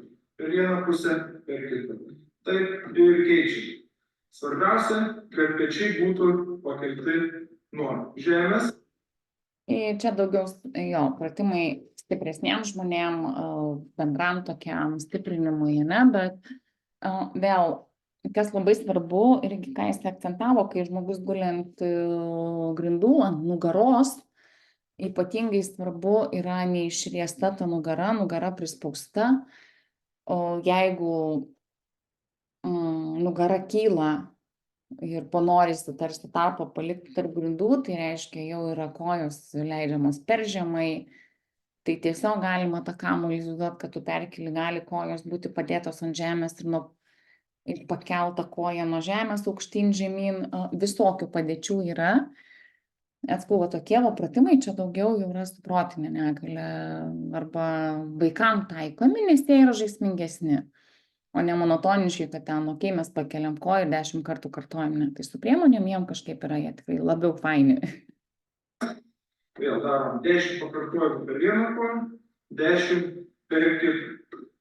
Tempas vidutinis ir stengiamės padaryti visus nesustojus. Dar kartą padarom ir atsikvėpiam truputį. Toliau sekantis pratimas. Vėl kamuolys abiejose rankose, ištiestos virš galvos, liečiam žemę, į viršų kyla tiek rankos, tiek kojos, įdedam kamuolį, kamuolys leidžiasi su kojom. Pakylam, pasiemam, kamuolys leidžiasi virš galvos. Ir čia buvo vienas pakartojimas, mums reikia jų 10. Vėl pakylam, įdedam, grįžtam atgal. Taip ir taip keičiam. Tada paliesti su juo žemę virš galvos. Taip. Dar liko keli kartai. Taip ir padarom paskutinę. Pasiemam kamuolį į rankas ir truputį atsikvepiam ir sėdamės. Sekantis pratimas pusiau sėdom, kamuolys abiejose rankose ir iš lėto darysim pasisukimą iš juosmens tiek į vieną, tiek į kitą pusę ir su kamuoliu priliečiam žemę. Ir vieną pusę į kitą pusę. Šoniniam pilvo presui ypatingai geras pratimas. Tai svarbiausia suktis iš juosmens, o ne iš rankų. Mums reikėtų kiekvienoje pusėje paliesti po 10 kartų. Sunkesnis šio pratimo variantas yra, kad mes sukamės pakėlus kojas. Lygiai tas pats, Bet čia jau su stipriais pacientais. bet su kojom neliečiam žemės. Taip. Gerai. Padarius po 10 pakartojimų į kiekvieną pusę, verčiamės, pasiemam kamuolį priešais save. Ne? Padarysim porą pratimų iš šios pozicijos. Yra 3 variantai, lengvesnis ir vidutinis ir sunkesnis. Mes šitos pratimus sunkiųjų variantų galim tik kūną laikydami štai taip, truputį palengvinami atremiam kelius, o lengviausias variantas būnant ant 4. Ne? Pirmą pratimą parodysiu iš šios pozicijos. Viena ranka atraminė, su kita pasiemam kamuolį ir sukam aplinkui atraminę ranką ratus. Mums reikia prasukti 5 ratus vieną pusę ir 5 į kitą. Taip. Vieną pusę ir tada kitą pusę, lygiai tas pats, su ta pačia ranka sukam į kitą pusę. Dar prasukam vieną ratą ir eisim prie kitos rankos. Lygiai tas pats. Atraminę ranką tiesi ir važiuojam aplinkui. Lygiai tas pats. 5 ratai vieną pusę. Kūną išlaikom stabiliai. Arba jei kam lengva, gali padaryti iš sudėtingesnės pozicijos. Taip, į kitą pusę. Lygiai tas pats, turit prasukti 5 ratus. Taip, prasukam 5 ratus ir eisim prie kito pratimo. Vėl, kiekvienas palei save galės arba pasisunkinti, arba pasilengvinti pratimą. Dabar kamuolį dedam šone, po ranka, darysim atsispaudimus. Su viena ranka padarom, pervedam po kitą ranką ir vėl padarom atsispaudimą ir taip keičiam. Parodysiu iš sudėtingesnės pozicijos. Dubuoju keliai patirti, darom atsispaudimą. Nu, vėl jau matot, kad stabilumo reikalaujantis, jėgų reikalaujantis, tai tiesiog kojom atsispaudimą padaryti tikrai turi būti jau treniruotas žmogus, tai irgi rodys alternatyvą, bet stabilumai, koordinacijai, vikrumai, superiniai pratimai, skaunų. Tiem žmonėm, kuriem monotonija atsibosta greitai, tai va tokie greiti, įdomesni, kartais sunkesni pratimai, jeigu sugeba įdaryti taisyklingai, tai tikrai daug geriau negu tie statinių padėčių su lėtais ilgais pakartojimais. Tai jau aš labai dažnai va tokius naudoju dirbant su paaugliais, kurie turi didžiulę sprogstamąją jėgą, bet kantrybės neturi. Tai va tokie, šitie pratimai jiem veikia, aišku, vėl, jeigu nėra didelių labai problemų, stiprinimui, tiesiog reikia nugaros ir bendram fiziniui. Tai tada taip, aišku, turint jau problemų su pacientais, tai tokie pratimai nėra taikomi, nes jie yra per sudėtingi. Bet visokių pacientų mūsų darbe pasitaiko, tai su visokiais reikia mokėti dirbti. Ir darom po kitą ranką, darom čia. Taip, ir keičiam. Mums reikėtų padaryti po 5 atsispaudimus kiekvienai rankai. Taip, turim po 3, po 4, ir dar po 1 padarom. Taip, ir atsikvepiam, galim kol ilsimės padėti kaimėlį į šoną, mums jo jau nebereikės.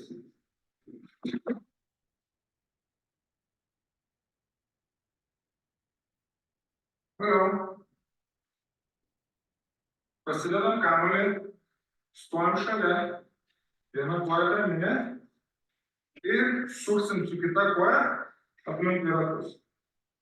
Tvirtai stovim su raminė koja ir su kita sukam ratus. Taip, turim prasukti 5 ratus į vieną pusę ir 5 į kitą. Taip, viena yra, lygiai tas pats, su ta pačia koja, sukam į kitą pusę. Stengiamės nepamesti kamuolio. Taip. Ir padarius į kitą pusę 5 ratus, lygiai tas pats su kita koja. Visada stengiamės atraminę koją laikant, kad kelias neįtų į vidų ir pėda nesisukti į vidų. Sustojam tvirtai ir pradedam. Lygiai tas pats. Vieną pusę 5 ratai ir į kitą. Stengiamės daryti lėtai, kad nepamestumėm kamuolį. Taip, 5 ratai vieną pusę yra ir sukam į kitą pusę. Ir du yra.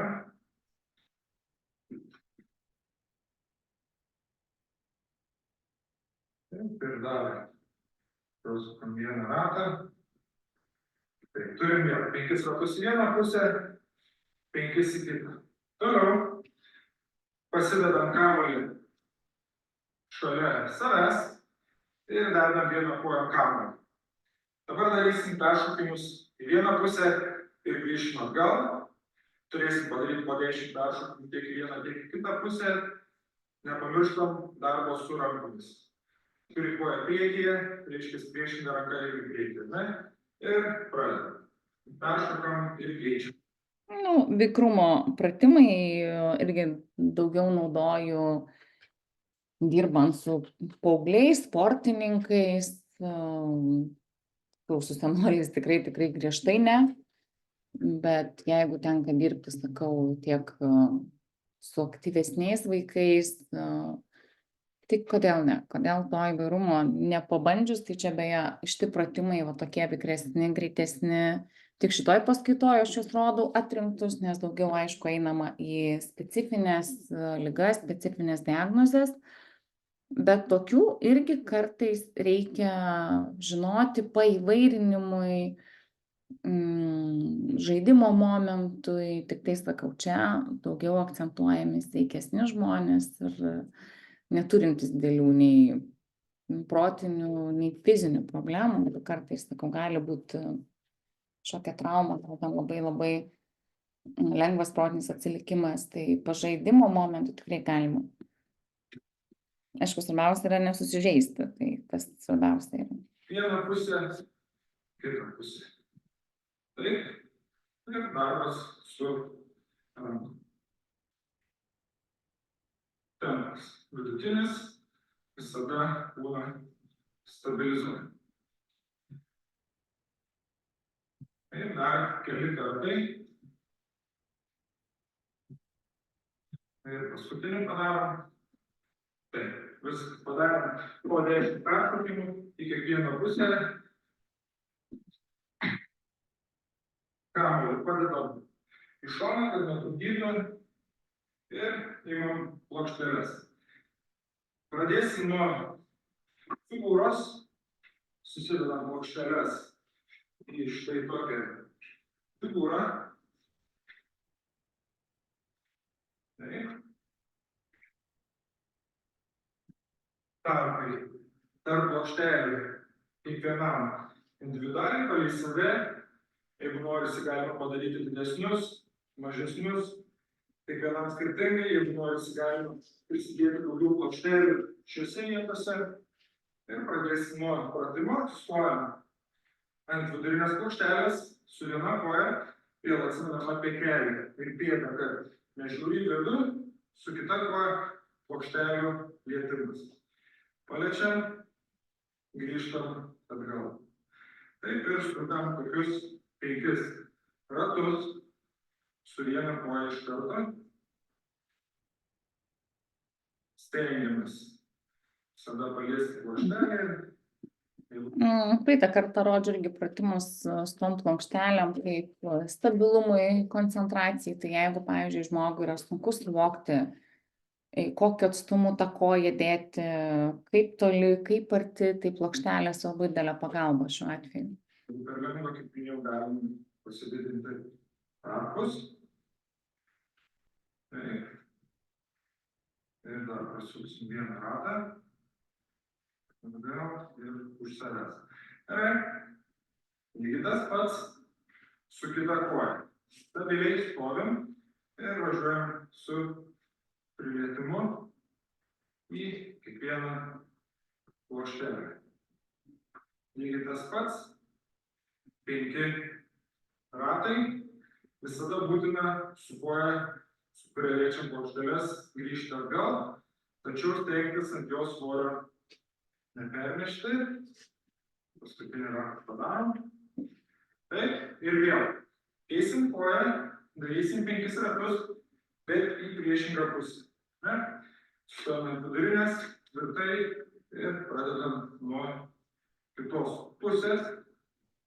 Taip, už savęs, atgal iš šono. Ir priekį, 3 ratas, 4 ir paskutinį ratą. Taip, gerai. Ir vėl pakeičiam koją, pradedam nuo siekimo už savęs. Koordinacijos tikrumo šitus jau tokius atlieku ir su visais pacientais, aišku, saugumas svarbiausia, bet tokių paįvairinimui tiek greičio, tiek ilgio, tiek pusiausvyrą koordinaciją jungus.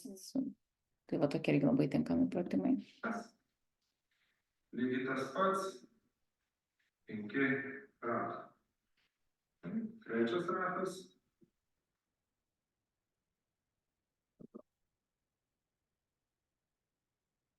Ir paskutinis. Tvarkoj. Su šitu pratimu viskas. Pasitaisom plokšteles ir eisim prie sekančio pratimo. šuoliai su 2 kojom, tiek į vieną pusę, tiek į kitą. Vėl pradinė padėtis nuo vidurinės plokštelės ir pradedam šuolius į priekį. Taip, grįžtam atgal, šonas, atgal, čia, tada grįžtam į vidurį. Ir mes turim vieną ratą. Žiūrėjom toliau. Tokių pat šonų, bet suksim ratą į kitą pusę. Tai čia vėl nuo jūsų fantazijos, jeigu norite ir vikrumą, ir pusiausvyrą, ir koordinaciją lavinti, tai pratimai, kurie neturi aiškios, ta prasme, taisyklės, pratimai, kurie gali būti sutrukdomi, tai jie lavina judesių motoriką, naujų judesių išmokimą, kaip pavyzdys. Jeigu sakot, dabar dešinė, tik kairė priekis, tai jie inervuoja labai didelę smegenų dalį, todėl kad, vėl tai nėra monotonija ir žmogus negali atsipalaiduoti dėl to, kad jis laukia komandos, kaip jam pakeisti. Ir va čia kaip pavyzdys. Dešinė, į dešinę, tik dabar jau kairė, ne? Tik tokių pratimų su greitu ašių keitimu, padėčių keitimu negalima taikyti žmonėm, kurie turi pusiausvyros koordinacijos sutrikimų, nes jiem tai gali būti per sudėtinga, per staigu. Bet jeigu tik tai judamojo aparato problemos, tai tikrai galima keitinėti ir tai tik į naudą jiem. Tai pagreitinam, kol jisai čia strakalioja. Susitvarkom savo figūrą ir einam prie dar vieno pratimo. Truputį bus sunkesnis, nes darysim šuolių su viena koja, dėl to darysim tik po 3 ratus į kiekvieną pusę. Vėl pradinė padėtis, vidurinė plokštelė, pradedam nuo dešinės kojos ir dirbam. Pavargo ir vaikinas, pagreitinsim, kol šie vėl strakalios. Labai daug pusiausvyros reikalaujantis pratimas, labai daug, ypatingai jei yra kažkokia problema. Tai va, tai jisai čia pastrakaliojo, tai tikrai daugybė kompleksų šuoliukų, pratimų šuoliukai beje yra atsargiai, jeigu žmogus turi nugaros problemų. Tai tikrai šuoliukų reikėtų vengti, bet visa kita, tai kodėl neįtraukti į savo racioną.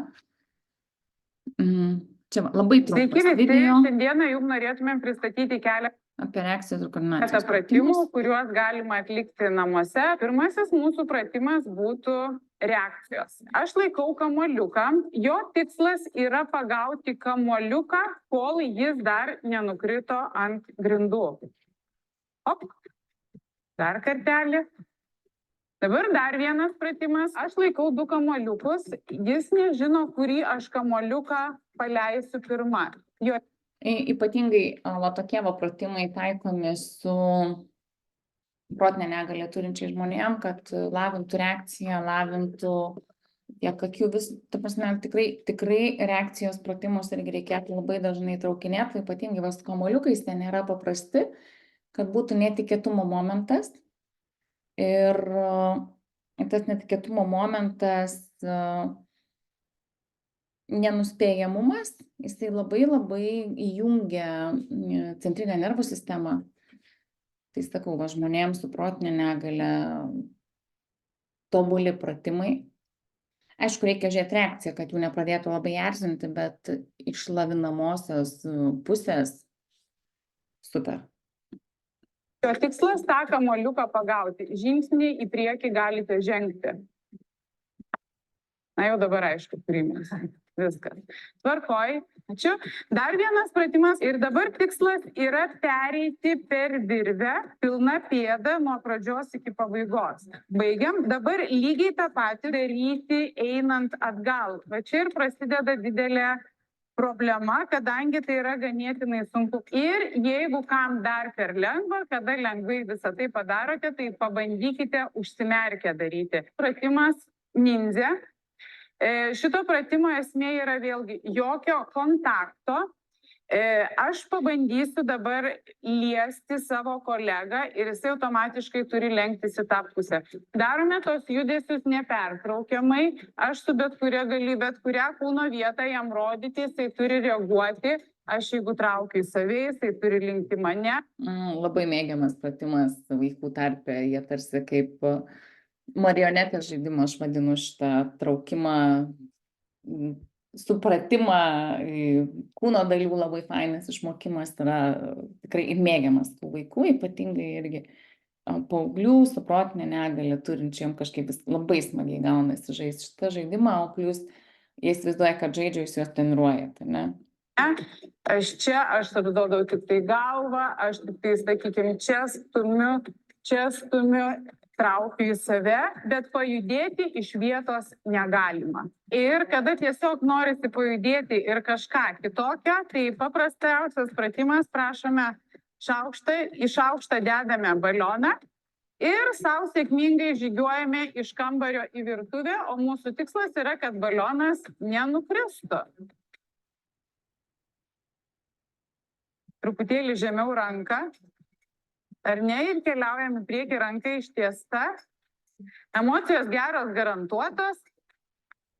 Ar ne, ir atrodo paprastas pratimas, tačiau vėlgi reikalauja ir mūsų reakcijos, ir atitinkamo susikaupimo, kadangi, balionas linkęs visada pabėgti ir nėra taip paprasta su šitą užduotim susidoroti, kaip iš pat pradžių atrodo. Ačiū.